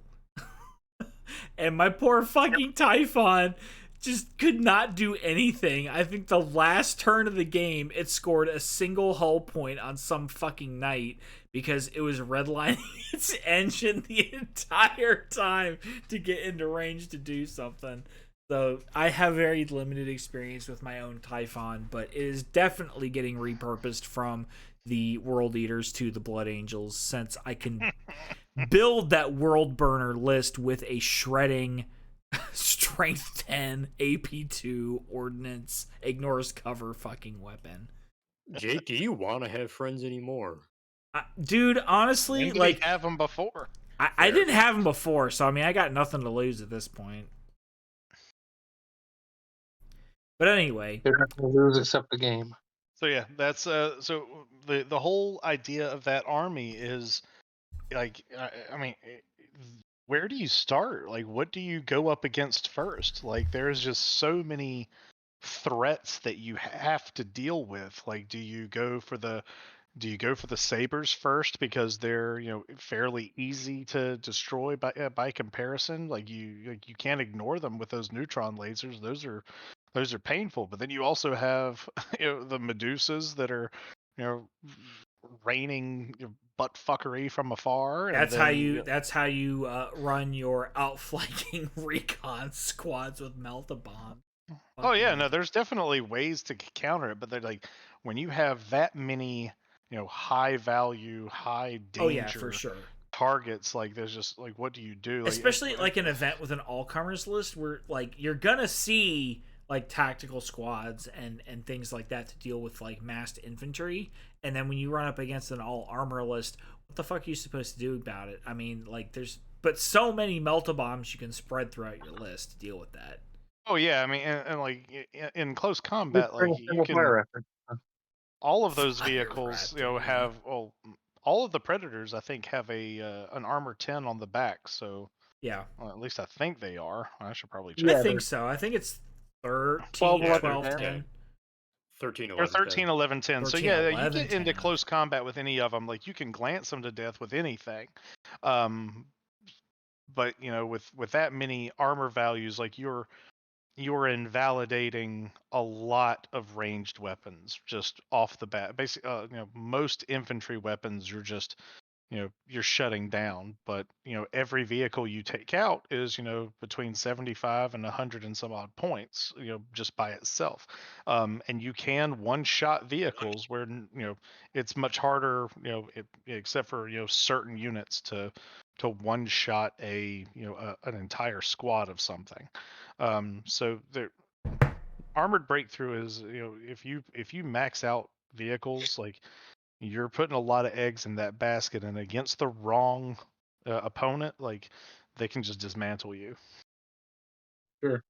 But like there's just that particular list, like I'll be honest, like I probably would never run a list like that. I think that that's just too egregious. um like it's just, man, that is just real hard for most all comers lists to Especially in a deal mega with. battle where the people on the other side of the table from you have like 2,000 points of Centurion. But we Well, won't we won't get into that. I mean, that's that's your own fault if you're taking a Centurion list to a mega battle. And I Well, they're say that like as they're new someone who. players, but Oh, I mean fair. oh yeah, anyway, no. Fuck Gray, you why for don't you being talk to here, us Zach. about your armored breakthrough list, dude? All right, so I went. I leaned very, very heavily into the tank thing as well. Um, As you do. right. If you've seen my militia list for muster, that is a war crime of tanks. But for this, I went with so I'm actually at 2498 points. I couldn't find somewhere to put the last 2 points. So I went with I got Master of Armor, and he's in a Predator tank with heavy flame responses and a Magna Melta cannon, with armored ceramite, dozer blade, extra armor, machine spirit. So he's loaded up for bear. My troop choices. There's two identical troop choices. It is two Predators with heavy bolter sponsons and auxiliary drives. Then a squadron command tank with las cannon sponsons, extra armor, and machine spirit. I have two Nice. troop choices of that. Then my elites choice, I have a single Sikaran battle tank with las cannon sponsons, armored ceramite, and a dozer blade, and a Tech Marine Covenant with Nice. Cyber Familiar, Melta Bombs, Nuncio Vox, and 4 Bolter Servitors. Just for ablative wounds. And he is riding in one of my heavy support choices, which is a Land Raider Achilles. I, and I stuck a dozer blade on the front of it and shatter cells on it. Let's see.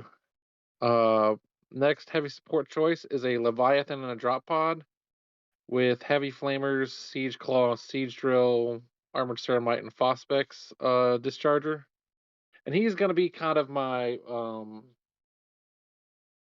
he's my close combat option for the army. Like his job is to wade into fights and go squish things that will close combat my other tanks to death. So drop pot him where I need him early, so he can tie up those terminators and transports, things like that, before they become a problem for the rest of the army. Then my last heavy support choice is a Sikaran Arcus with Armored Ceramite, a Dozer Blade, and Sky Spear warheads. Ooh, okay. Got an actual anti, Air. air unit. That's nice. You don't. Nice. Yeah. Nice. I spent a lot of time with this militia list getting punished for not having air.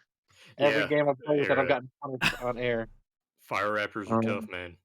Fire Raptor meta, man. So are Thunderbolts if you have no counter to them. True. And then my last True. unit yeah, man. My last unit in the army is a Xiphon Interceptor. Since we are allowed to take flyers, you just have to take less of them than tanks. Nice. A Xiphon, and I loaded him for bear. I gave him the chaff launcher, the ground trekking auguries, and the armored cockpit. Nice. Hell yeah. That's a good combo. I'm always a Yeah. fan of Xiphons. Like, Yeah. just period. They're cool as fuck, and they're super underappreciated, so I kudos. agree with Yeah. that. So, in a perfect world, this list I would have Dust of 1,000 Worlds as my warlord trait. That would be the perfect world there. If And you had Ralderon, you could guarantee that. I know, right?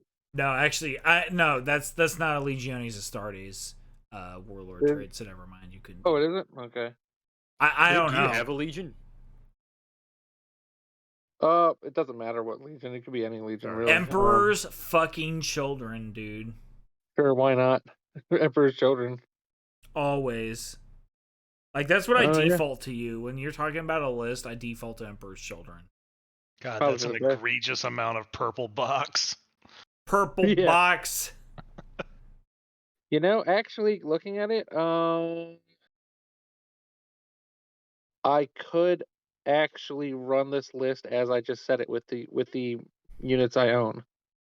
Gray, if you Well, need there you go. I guess- help base coding purple with an airbrush, just hit me up, dude. New Absolutely. muster list. Yeah. It's Agreed. not too late. There's still time. Actually, except for I still have to at some point here pick up my Achilles. I have all of this and it's all painted. Oh God. Achilles. Sounds to me like you need a fucking Achilles and need to run this. No, he's got one. Oh. Oh. He just doesn't have it in hand yet. Achilles in hand is worth two in the bush. Oh my God. This could actually be really fucking nasty at muster until I run into some Imperial Fist list full of teleporting Chain Fist Terminators, and all my hopes and dreams go up in I know smoke. at least Y-Mark is probably, like, Michael is probably running Imperial Fist. He's not coming, unfortunately. Oh, rip. So, know. yeah, I don't know if there's going to be an Imperial Fist list. But Yeah. you can always I've have not been those told. teleporting no one's told me Crimson one yet. Paladins with rending, sundering, Blades of power Murder or swords. whatever the fuck they Yeah. get. Yeah. Sunset blades, yeah. But yeah, so I went for obviously it's gonna be tank heavy, but one of the things I was definitely trying to counter was the air support angle. And the Tech Marine doesn't give me a lot, but it gives me some recoverability. I've got nothing but tanks, and here's a battlesmith to go in there and stick a whole point where you need it. Yeah, Definitely man. smart. I can honestly say I did not consider that in my list. Yeah, it was something I was considering actually while we were talking about lists earlier. I was like, oh, I have a Tech Marine in there. It has to be something. It has to be the transport, and a Achilles will hold a Tech Marine plus his little servitor bros. And those servitor bros have heavy bolters, Yeah, which is not So- nothing. it's not nothing. So it's pretty good. No, I like Anyways, it. that's my take. Keep it simple. Now I have Keep to it secret, keep it convince safe. myself. Yeah, I have to convince myself not to take this muster because Do Man. it. Oh, that would be rough. I mean, I'd go against it, but it would be rough. I mean, obviously Yeah, you'd run this as traders, right? Because you'd spray paint it all purple.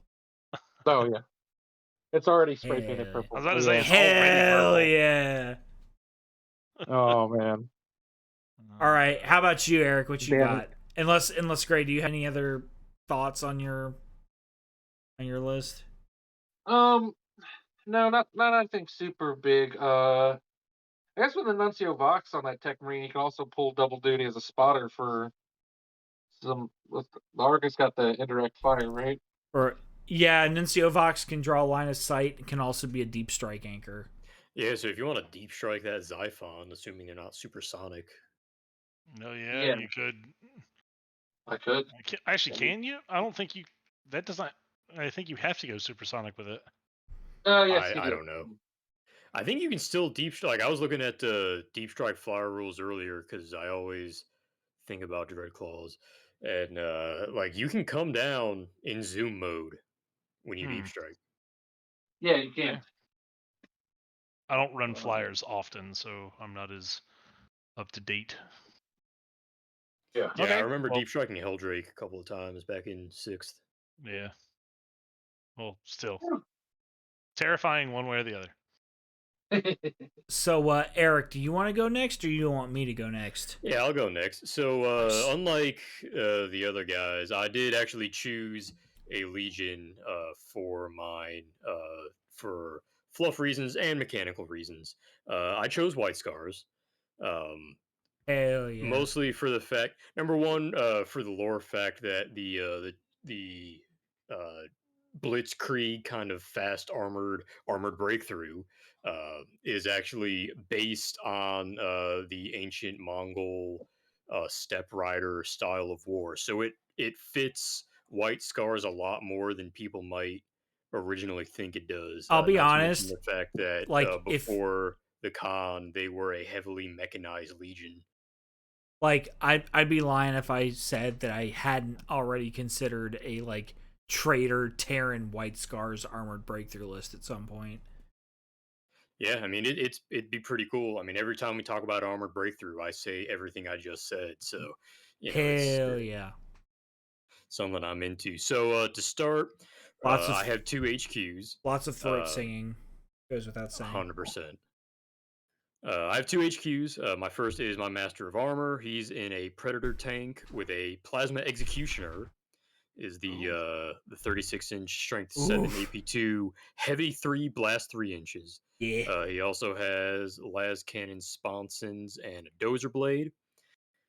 Next, I have a chaplain on a Shamshir jet bike as the special White Scars one that has basically a shredding template heavy flamer instead of a regular heavy bolter. Or a shredding template heavy bolter, rather. He's got melta bombs. His Crozius is a power lance for reasons that will become apparent soon enough. Hell yeah, dude. Fucking Power Lances. Represent. Fucking rep the podcast.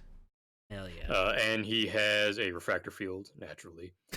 My troop slots, I went the opposite direction that Ben did, and pretty much the same that Gray did. I have 2 squadrons of 3 predators, no sponsons, but I do have the squadron command upgrade. Oh, the other part to that that I forgot to mention is that you ignore crew shaken on a 4-up when you have a squadron command tank. Yeah. So that's not nothing. So Still stay they've on all the got their move. predator cannons and nothing else. My elite's choice. Actually, I have. Oh, and my other troops choice is a jet bike Sky Seeker Squadron. Those are the new ones in Book 9 with the Oracle arrays. Hell yeah. So the Oracle array, instead of shooting, and as far as I can tell from reading it, you can do this after jinking. You just designate a unit within 12 inches, and anything that shoots at that target gets +1 ballistic skill. And then with the White Scars, you get your, what, like +1 to wound if you move at like max speed? Yeah, I mean they do, but they have like twin linked bolters, so who really cares? And Well, vehicles no, but don't like have. I'm saying, like, so whatever shoots at that like Oracle target with White Scars, Oh yeah. if since you get fast vehicles on everything, You can move that 6 or 12 inches and still get +1 to wound or whatever. Well, vehicles don't have Legionis Astartes. Ah, that's right. That's true. That's true. Because of Iron Hands Dreadnoughts, and that's the only reason I can think of, and that's the only reason I'm ever going to consider. True that. Fuck that, dude. Anyway. So I have a 5-man unit of those, which are pretty neat. My elite's choice is a 5-man unit of Golden Keshig. They've got Melta Bombs. The Sergeant, I believe I gave him a Thunder Hammer, or maybe I took that out. Yeah, I took that out. So they just are bare bones, but with Melta Bombs. Assault Squad, you said? No, Golden Keshig. Golden Keshig. Okay, sorry. My fast attack, I have 2 independent Primaris Lightning Strike Fighters, both with the Kraken Penetrator heavy missiles and Twinling las cannons, as well as the Battle Servitor controlled ground tracking auguries. Dig that. The Battle Servitor control actually gives them tank hunters as well, so you get armor bang, tank hunting Kraken Penetrators. Yeah. You get 2 separate ones? Yeah, 2 separate ones. I don't know, can they come in squadrons? I don't think so. Usually not. Yeah, I didn't think so. Not outside of suborbital strike wing, I don't. I was not gonna lie, I was heavily considering packing some suborbital strike wing with things that weren't Krakens, but I think I ended up with just too many flyers in the list. So in my heavy support, I have a Sikaran Omega. Hell yeah, dude. And he has extra armor, and I think I gave it. I think that's it. Is the extra armor, which he might even come with. I don't think he comes with it. Yeah, the whole mounted heavy bolter, and battle scribe won't load. Anyway, fucking sounds about right. That part's not important. Make Omega's great again, dude. Make Plasma great. Yeah. Just play, he does come with extra armor. I didn't give him any upgrades. upgrades. Great. And then finally, my Lord of War slot, I took the Kagan himself, the Khan mounted. So my idea there is, so White Scars, for those unaware, you get +1 to your reserve, the first reserve roll of every round. So the first one of those Primaris that I want to bring on comes in on a 2+. As well as anything else that I might feel like. The Khan can also just decide what turn he wants to come in from reserves and gets to choose what side of the board he comes in on. Nice. So I'd put him with the Golden Keshig and the Chaplain. Because Golden Keshig, they can hit at Strength 7 AP2 at Initiative 10 when you charge, but they only get 1 attack. So you want to give that Hatred reroll from the Chaplain, and the Khan benefits from that as well as just being the fucking Khan. That's a benefit in all of itself. So I'd have my Predators to hunt light armor, probably Golden Keshig and the Khan to kind of mop up whatever they want. Primaris Lightnings to tackle the real heavy armor, and then honestly, I'd have the Sikaran Omega as like elite infantry Terminators kind of thing, because it's a heavy 6 twin linked strength 7 AP2 shot if you don't do the blast one. Right.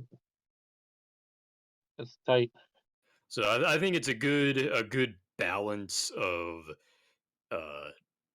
kind of takes. The only thing it doesn't hit that well is flyers, and even then the Lightnings have a las cannon that's twin linked. Yeah. It's pretty good. You found a way, folks, to sneak bikes into a tank list again. Yeah, 100%. Always got to have those bikes. You son of a bitch, I'm in. Plus, just like I've never seen anyone even talk about the Sky Seekers other than to be like 3-up armor save jet bikes. What is this? But I think they can really pull some work because they'll have a 3+ jink just for being White Scars, and they get through all the dangerous terrain just because they're just for being White Scars. So I think I think they do really well. And I mean, honestly, even if you're not using the Oracle array, like if they move and shoot with those fucking rotor cannons, I don't know if you gave them the rotor cannons. I but did not give him the rotor cannons. if you were to give them the rotor cannons, I mean, that's what, 6 shots at +1 to wound? Like, Well, reroll ones to wound. reroll ones. Okay. I mean, like, yeah, like that's not nothing. Yeah, it's not awful. And that also applies to close combat attacks, by the way. Yeah. Ooh, yeah. I don't know if we talked about this. These are all 2,500 point lists, by the way. Yes. I don't know if we mentioned that at the outset. But yeah, I think that's been We our got plenty standard, of but yeah, now. we should. I think Ben mentioned it when he started, but ours are all also at 2,500, and mine is 2,500 exactly. yeah. Yep. So Nice. any other closing thoughts on your list, Eric, or shall I go on with mine? No, I think it's pretty self-explanatory. Again, kind of the just shock assault. I think I think this is, letting alone the historical precedent. I think it's something that Khan himself would approve of, especially since he's been known to surf a Razorback. Yeah. Who hasn't? Honestly, Who hasn't? Okay, so I guess I'll go into my list.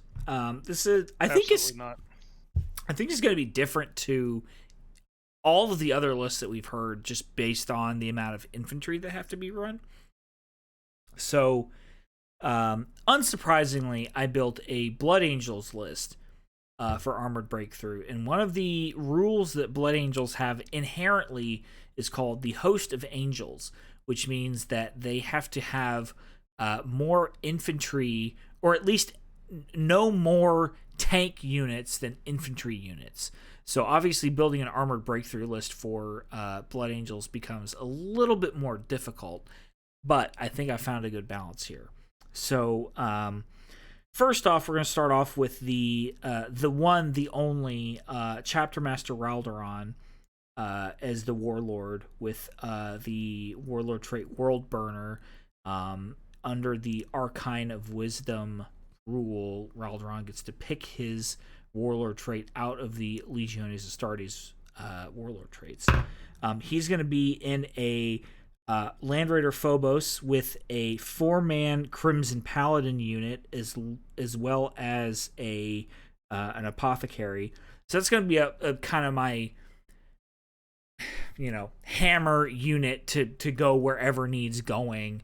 Raldoron can take care of most things, and then giving him that feel no pain is obviously always a good thing. So that takes care of my HQ and elite slots. For troops, I have the 2 standard Predator tank squadrons, single tanks in each of the 2 compulsory squadrons, with the Predator cannon, a dozer blade to keep them on the move and moving through whatever they need to move through, and the las cannon sponsons, which I don't know. Did anybody else buy sponsons for any of their core I did. Predators? All of mine Okay. had sponsons. I did, but then I changed it. Okay. Just to be like a middling kind of, whatever needs dealing with. Nothing wants to take a las cannon to the face, so that's kind of what my thought process there was. My other 3 troops choices compose 2 recon squads, identically loaded out, 10-man with bolt pistols and close combat weapons, melta-bombs, and in a Rhino armored carrier with dozer blade and extra armor. So as we've talked about before on the podcast, recon squads are really good for getting into a back line. They have outflank as well as acute senses, so they can re-roll that outflank roll to get where you really want them. So that's just going to be your skirmishy, deal with me in your back line type unit, run into whatever like artilleries or super heavies you've got back there. The last troops choice I have is Legion Support Squad, Flamer Squad with a sergeant with artificer armor and melta bombs, in another armored Rhino carrier with Dozer Blade and extra armor. Same kind of thing, just securing objectives, doing whatever they need to do. With that World Burner trait on them, more likely than not to have that shred. Fast attack, I have a single Saber Strike tank with the Multi-Melta and Neutron Blaster, so nice anti-armor fast choice for that. In heavy support, I've got a 3-man Predator tank squadron with the only upgrades being Dozer Blades and twin-linked Iliastus pattern assault cannons on the main turrets. So these guys can move 12 inches and still shoot their twin-linked Iliastus pattern assault cannons at 24 inches, so they've got an effective 36-inch range. Just threaten infantry, mid to heavy armor, whatever it is they need to get into, they can deal with that. Fast-moving unit. And lastly, I've got a Lord of War choice as a Macarius Omega with the Space Marine Legion crew. So this Omega pattern blast gun, which is essentially a Warhound plasma blast gun on a tank chassis, strength 7, AP 2, primary weapon 3, large blast. Of course, with World Burner, I will be giving this thing shred first and foremost. So that's obviously a super nasty choice. It's kind of intended as an all-comers list. We've got some fast-moving armor, got some fast-moving outflanking infantry, got a decent hammer unit in Raldoron with the Crimson Paladins and the Apothecary in the Land Raider, and then the shredding plasma blast gun Omega holding down the back line and laying down whatever fire support needs to be done. So that's kind of the main list for that. Essentially just the list that I intend to run it at muster, just kind of replacing some of the core units with more tanks, obviously, to make use of the armored breakthrough list. So I have 1, 2, 3, 4, 5, 6 infantry units, 1, 2, 3, 4, 5 armored units. So I comply with the Host of Angels rule. Dedicated transports do not count for that, so the infantry units and their rhinos still comply and can get around as they need to. As we've talked about, the fast rhinos are obviously nothing to sneeze at. Being able to get your foot troops around to secure objectives or threaten objectives or whatever they need to do is not nothing. So Nope. and get to sit in the tin can of the rhinos, having to get popped before they have to slog it on foot. So that is 2,500 points on the nose. Yeah, I really like that, because I think a lot of people look at the Host of Angels, and I think there's one or two other, like Raven Guard maybe, that have similar rules. Yeah, And Raven Guard they has just it. think, oh, armored breakthrough is out the window. Because it even says, like, oh, certain Rites of War may not be available. But, I mean, you've showed they totally are, and they can be probably pretty effective. Yeah, you just need to make sure Yeah. you have the requisite number of infantry units, and for what it's worth, infantry units can be whatever. So, like, for example, between Raldoron, the Except Apothecary, and the Crimson Paladins, that's 3 infantry units right there. So, like, you've covered your at least bare minimum compulsory troops choices for Armored Breakthrough list, and squadrons count as a single choice as far as vehicle units are concerned. So, Right. like, I have the 3 Predators in a single squadron that still only counts as one choice for the purposes of that rule. counts as one. Still only counts as one, even though they're pumping out 12 twin-linked assault cannon shots a turn, which is not nothing, honestly.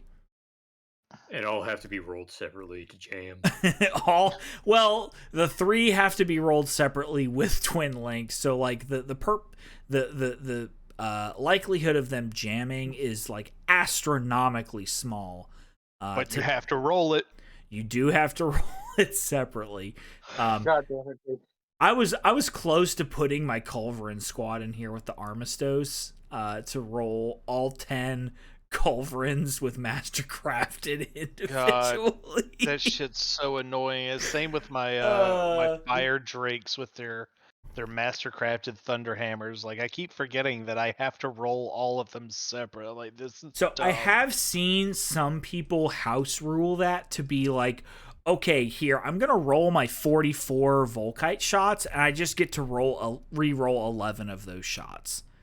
Like I think that's Yeah. not exactly the same thing, but it's close enough to like kind of, uh, um, Like it may skew it to one direction, but it's so much faster. yeah, it definitely speeds up gameplay for sure. So Oh yeah. Yeah. Not even a little bit.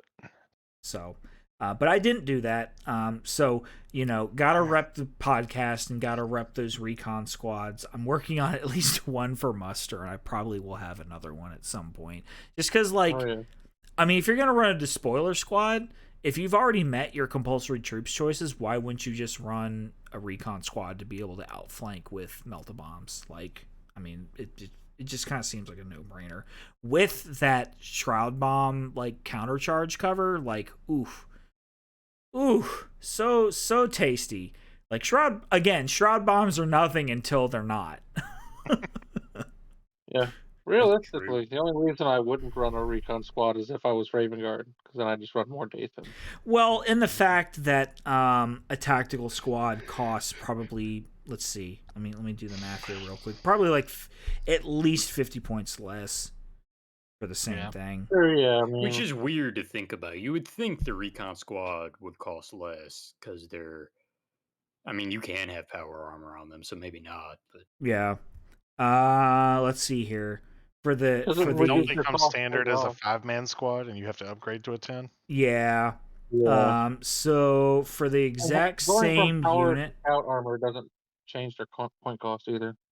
for the exact same unit, with a tactical squad, you've got a 215 point versus a 230 point squad, and then you buy the melt-a-bombs on the recon squad to make it 280. So it's quite a bit more expensive, but you get those melt-a-bombs where you want them with that acute senses outflank. So yeah, Yeah. they all get melta bombs, don't they?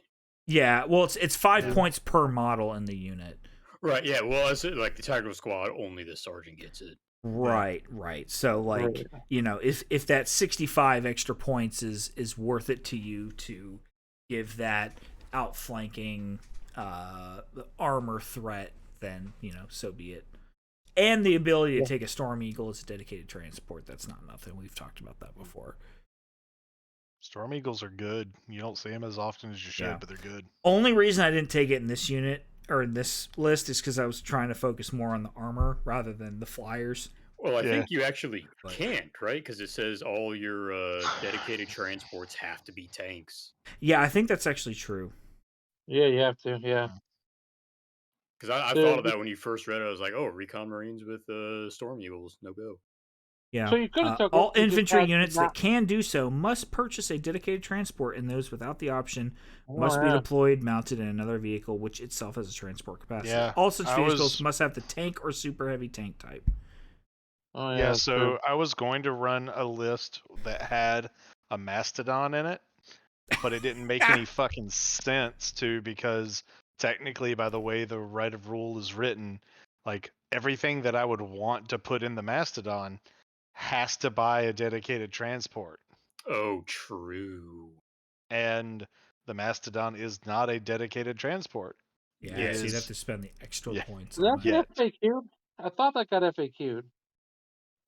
As far as like, they I don't could be think in something. anything can take a mastodon as a fucking dedicated Well, not transport. like No, not taking what mastodon. you You have to use the ones that are available to the unit only.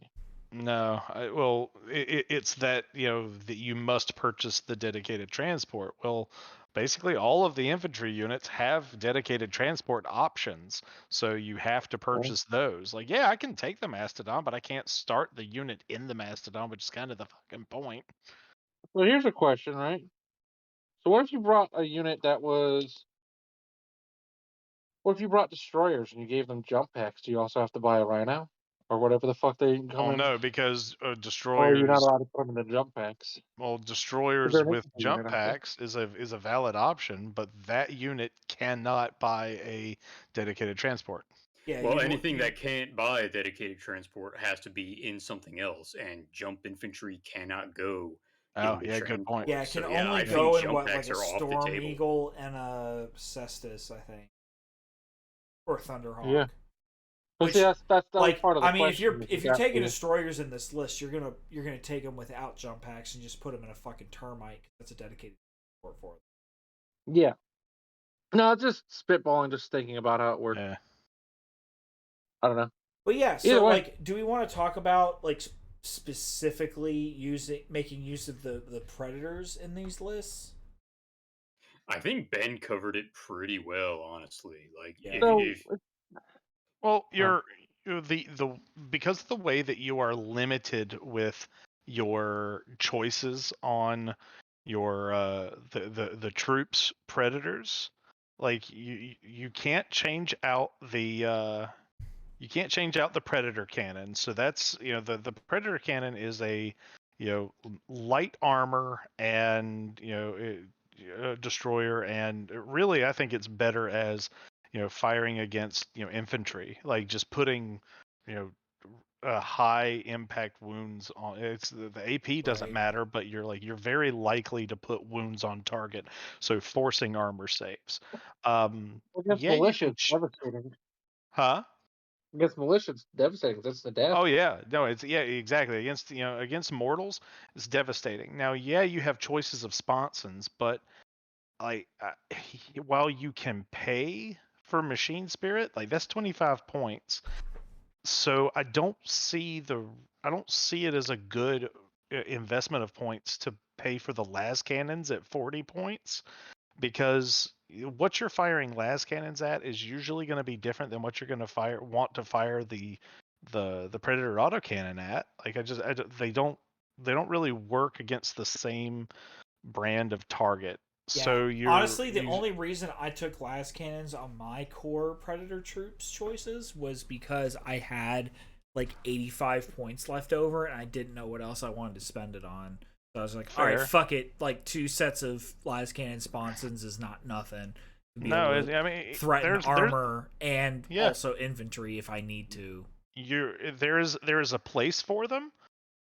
Just the way that I wrote my lists, like really, they get their value with multitude of shots, and I think that the heavy bolter sponsons do that best. I don't, unfortunately, with the way that the current vehicle rules and the sponson rules work, I don't see heavy flamer sponsons as being a good choice on non super heavy units. Yeah. Um, because you can usually only fire one of them at a time, even under best case scenario. Yeah, Um, and like I want to talk about that a little bit. Like, if you like, did you finish your point that you wanted to make, Ben? I don't want to like. well, I have a feeling that what you're about to say is going to go into what I was going to say, so go ahead. So like the reason I didn't take the like assault cannon spam predators that people like to run for Blood Angels, like you can run uh a predator with a twin linked assault cannon turret, 2 assault cannon sponsons, and then an assault cannon sponson, or I'm sorry, pintle. So you can get Not in the 6. troops. Not in the You can't put a troops. pencil.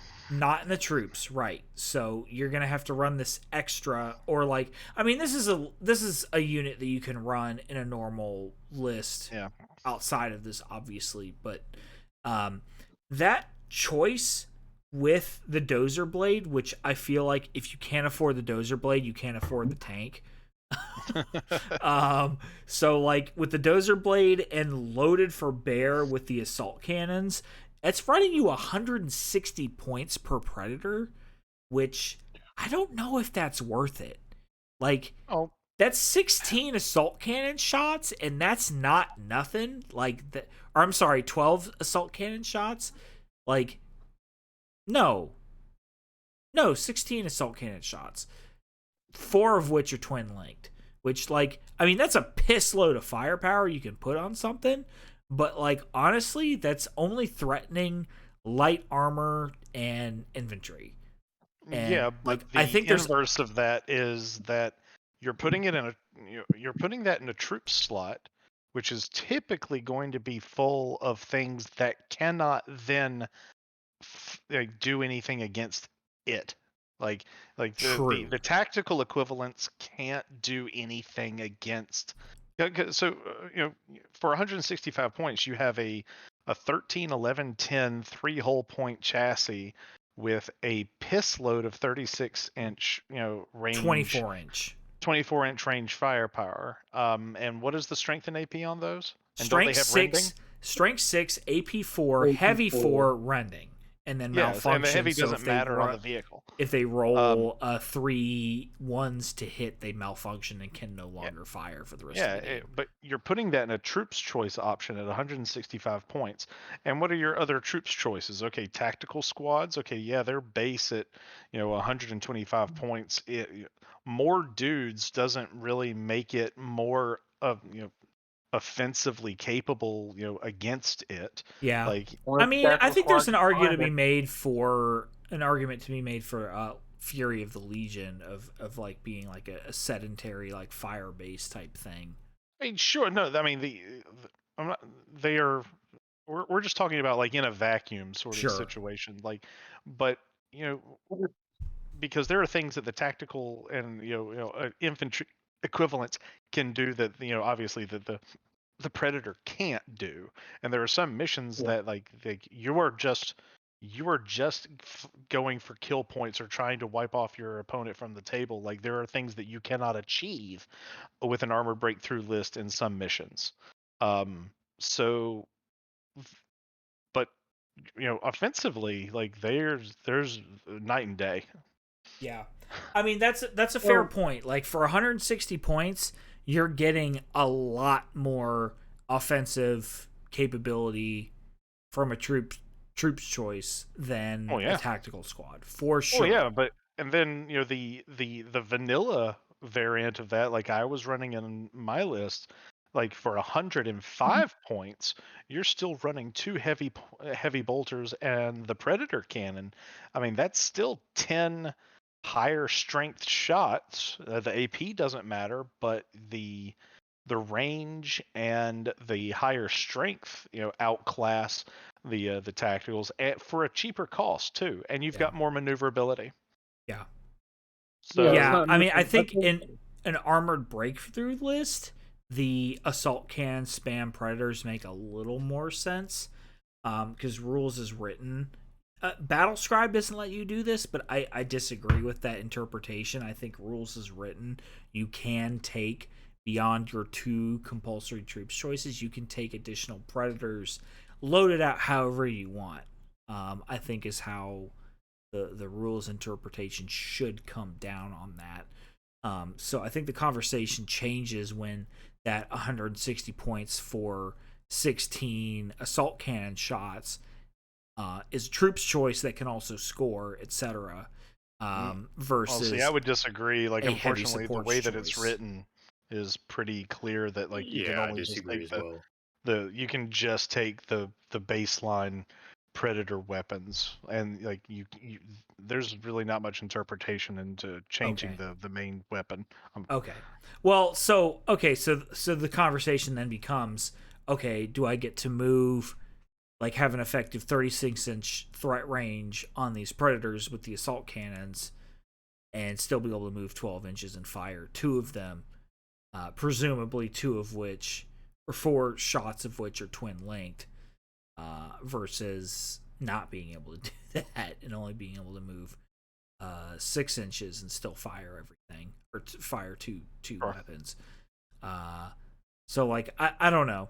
I think there's something to be said for taking the bare bones predators with just the replaced twin linked assault cannons for 5 points over the predator cannon, because what you get over the predator cannon is the rending, like the ability to threaten light to mid armor a little more.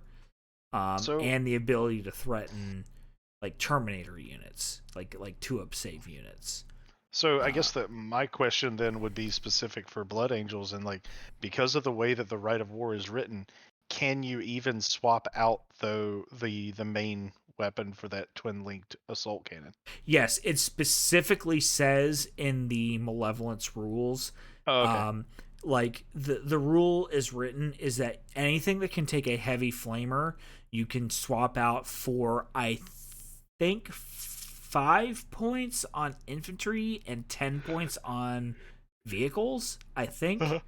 But then it also specifically says that predators can swap the main armament for a twin linked assault cannon for 5 points.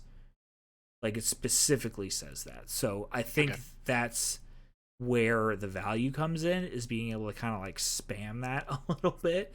Like I don't know that replacing all the armaments on the predators for assault cannons is super worth it, because if you're moving more than 6 inches or 12 inches in armored breakthrough, you're only really getting to fire 2 of those units or 2 of those weapon systems at full ballistic skill anyway.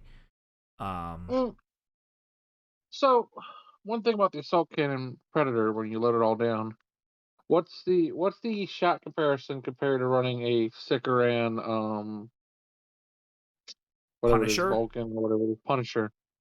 So you're getting less than half. So you're getting 16 shots versus 36 shots. 18 shots are rending with the Punisher cannon. The difference is that it's strength 6 versus strength 5. Yeah. Which, that's good. like, I don't know. I don't know if that. I'm not a math hammer person, and I'm not going to sit here and try to try to math that out on the fly. But I don't know double what. the shots is better in every case normally. Also, I will say, I think that you get from armored breakthrough that people ignore is that HQ Predator that you get. That's sure is where you play around with like the screwy things, like, oh, let me make a gon. I have a warlord that has to be a predator. Let me, put the Gonzo, all assault cannon, lol fest up there, and let him play around with it. The Yeah. lol fest. Yeah, assault cannons hitting on 2-ups versus 3-ups Yeah. definitely changes that math some. I don't know how much, but that's a good spot to stick it. The other thing I was thinking about, I can think of a better place to stick it. Oh. talking about the role of Predator. I will say that the Sikaran Punisher versus an assault cannon Predator is 160 points for 16 strength 6 AP4 rending shots versus 220 points for 36 strength 5 shots, 18 of which are rending if you haven't moved. Not to mention, one of the benefits of the Sikaran is that it's fast, but in this Rite of War, your predators are fast too. Right. Yeah. And like I think the rules interpretation on that would be you would have to remain stationary to get the rending on your Punisher cannon. Right. It says does not move in both the movement and shooting phase. So I think it's pretty clear that you have to have remained stationary. Whereas the Predator assault cannon spam build, you can have moved 6 inches and still fire everything. So, however that works out to you. But then the Sikaran is a little bit more survival, isn't it? Doesn't it have better armor saves on the sides and back? It's 13, 12, 12 rather than 13, 11, 10. Yeah, so it's way more survivable. So yeah, it can afford to sit in one spot. I don't know. I think there might be there's some overlap, but maybe they're better off used differently. I don't know. Also, for what it's worth, the Punisher cannon is a turret, so it has a 360-degree fire arc. As opposed to what? As opposed to, I don't know. Like, obviously, the most you're going to get out of both the Predator and the Sikaran are front arc fire. Like, obviously, the Sponsons can shoot, like 160 degrees or whatever the fuck they say it is. Or 210 degrees. I don't know. But you're only gonna get like with that in mind, you're only gonna get maximum fire out of like a front arc shot anyway. Because like the pintle and the turret can still fire 360 degrees. Yeah. So yeah. Yeah. So I don't know. Some math hammer person's gonna be able to figure that out better than I am. But like my only point was being like minimalist assault cannon predators might be a thing to consider. No, I think they are. There's just I mean, you're gonna chew up basically any infantry squad you fire at. Yeah. And or any mid like light to mid armor. Like other predators are gonna get eaten to shit by this, I think. I was gonna say, you guys kind of said that the last cannon thing wasn't the greatest thing on Earth. Put on them just based on point cost versus return. I think I'm gonna stand in defense of putting at least one guy if you're doing Predator tank squadrons, at least one with the last cannon sponsions, armored breakthrough. I was really thinking I think- about that for the sole purpose of having that squadron command tank and getting a tank hunting las cannon. Yeah, and that's what I'm saying. You put it on the squadron command tank. Yeah. Well, it doesn't really matter which one it's on because they all get it. Yeah, Yeah, and like that's the yeah, It's reason. like putting a chain fist on your Terminator, Sergeant. Yeah, like I didn't put the command squad upgrade on my assault cannon predator unit because I don't know that take hunter really helps them in that scenario. I mean, like kinda, but like I don't know if it's a 35-point upgrade.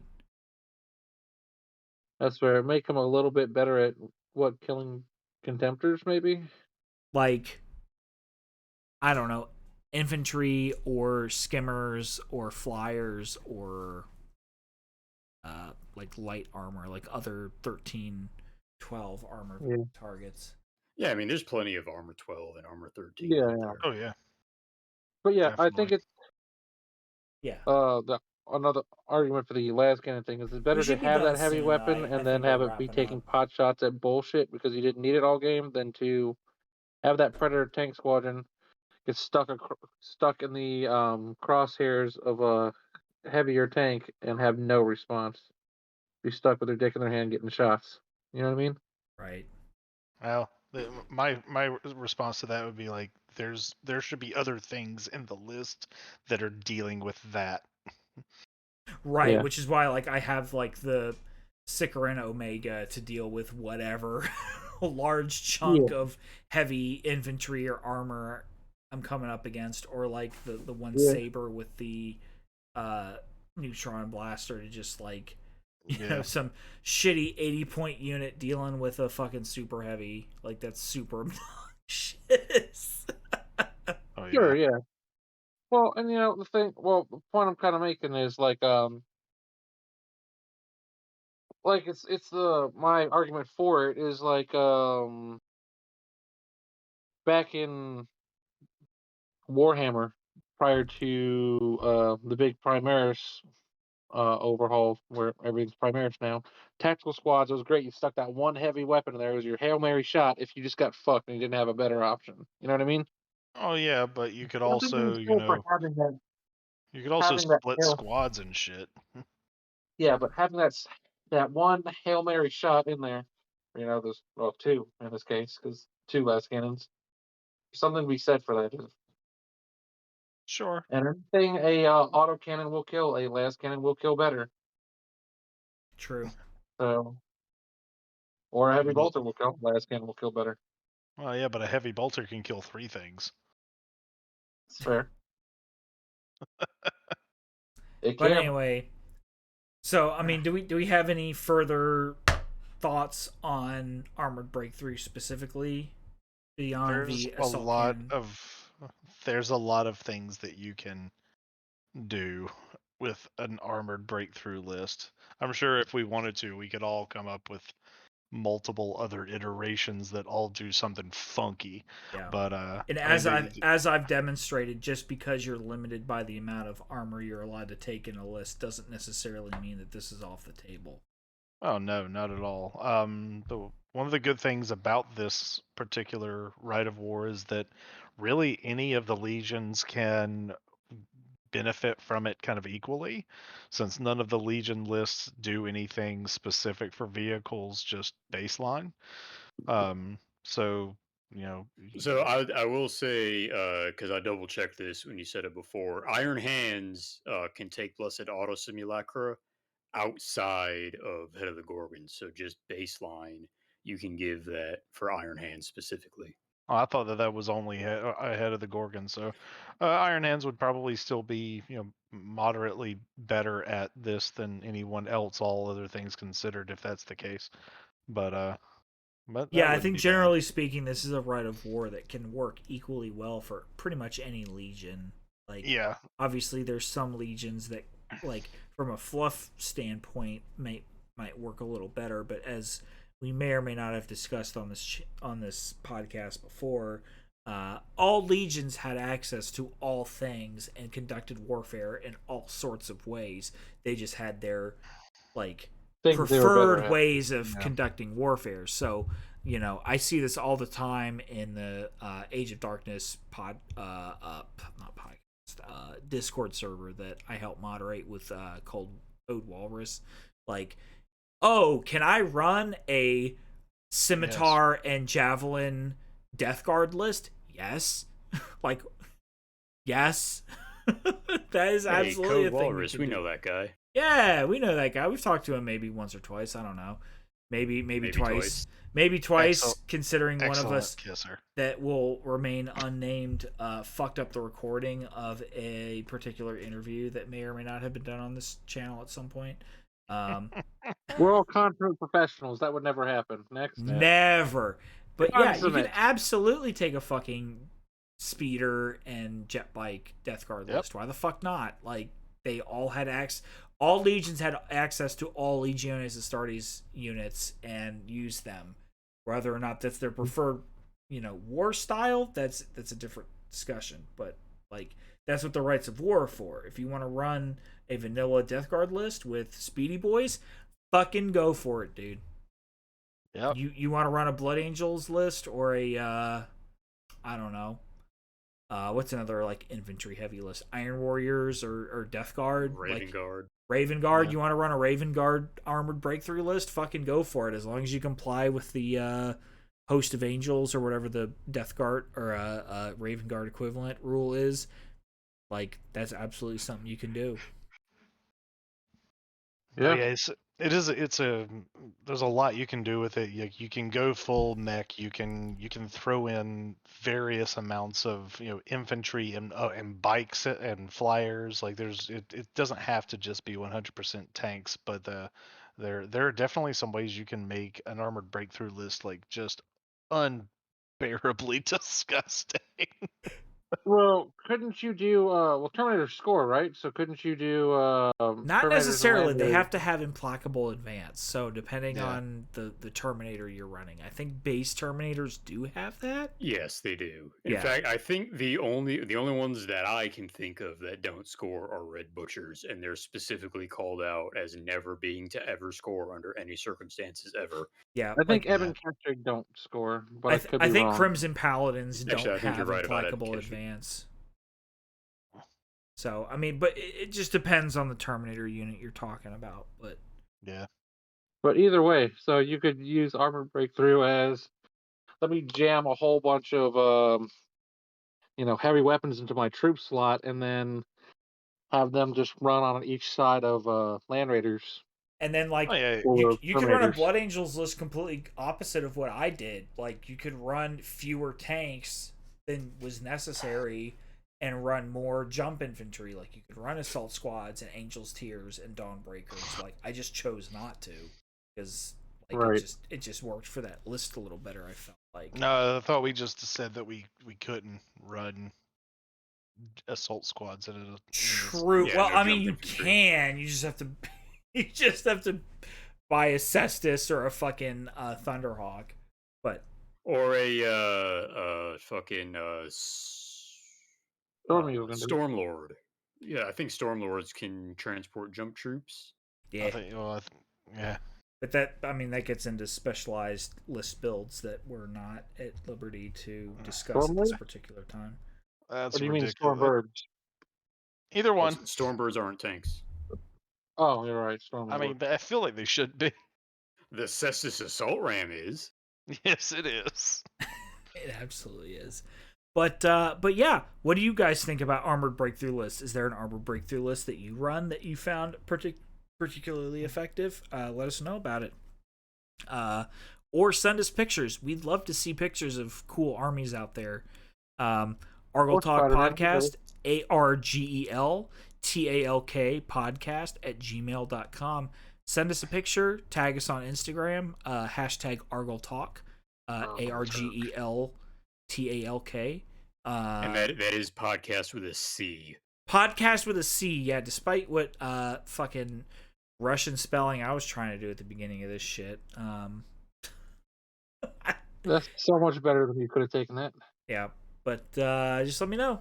Just let us know. Let me know. Specifically, I don't know. Specifically, as far as Armored Breakthrough, specifically address it to Jake and Jake only. Yep. Or argeltall at gmail.com. Just some random demon in the warp being like, why the fuck are these people emailing me? But yeah, let us know about it. Yeah. Comment, like, subscribe, all that good shit. Come to the muster if you're anywhere in the Williamsburg, Virginia area. And Or even if you're not. Or even if you're not, nightly rates starting at like $80 a night for the hotel. So come on down and come on up, whatever floats your boat. And yeah, come have a good time with some heresy folks. And we'll talk to you guys again next time. We'll talk to you idiots later. Bye. Bye. Bye.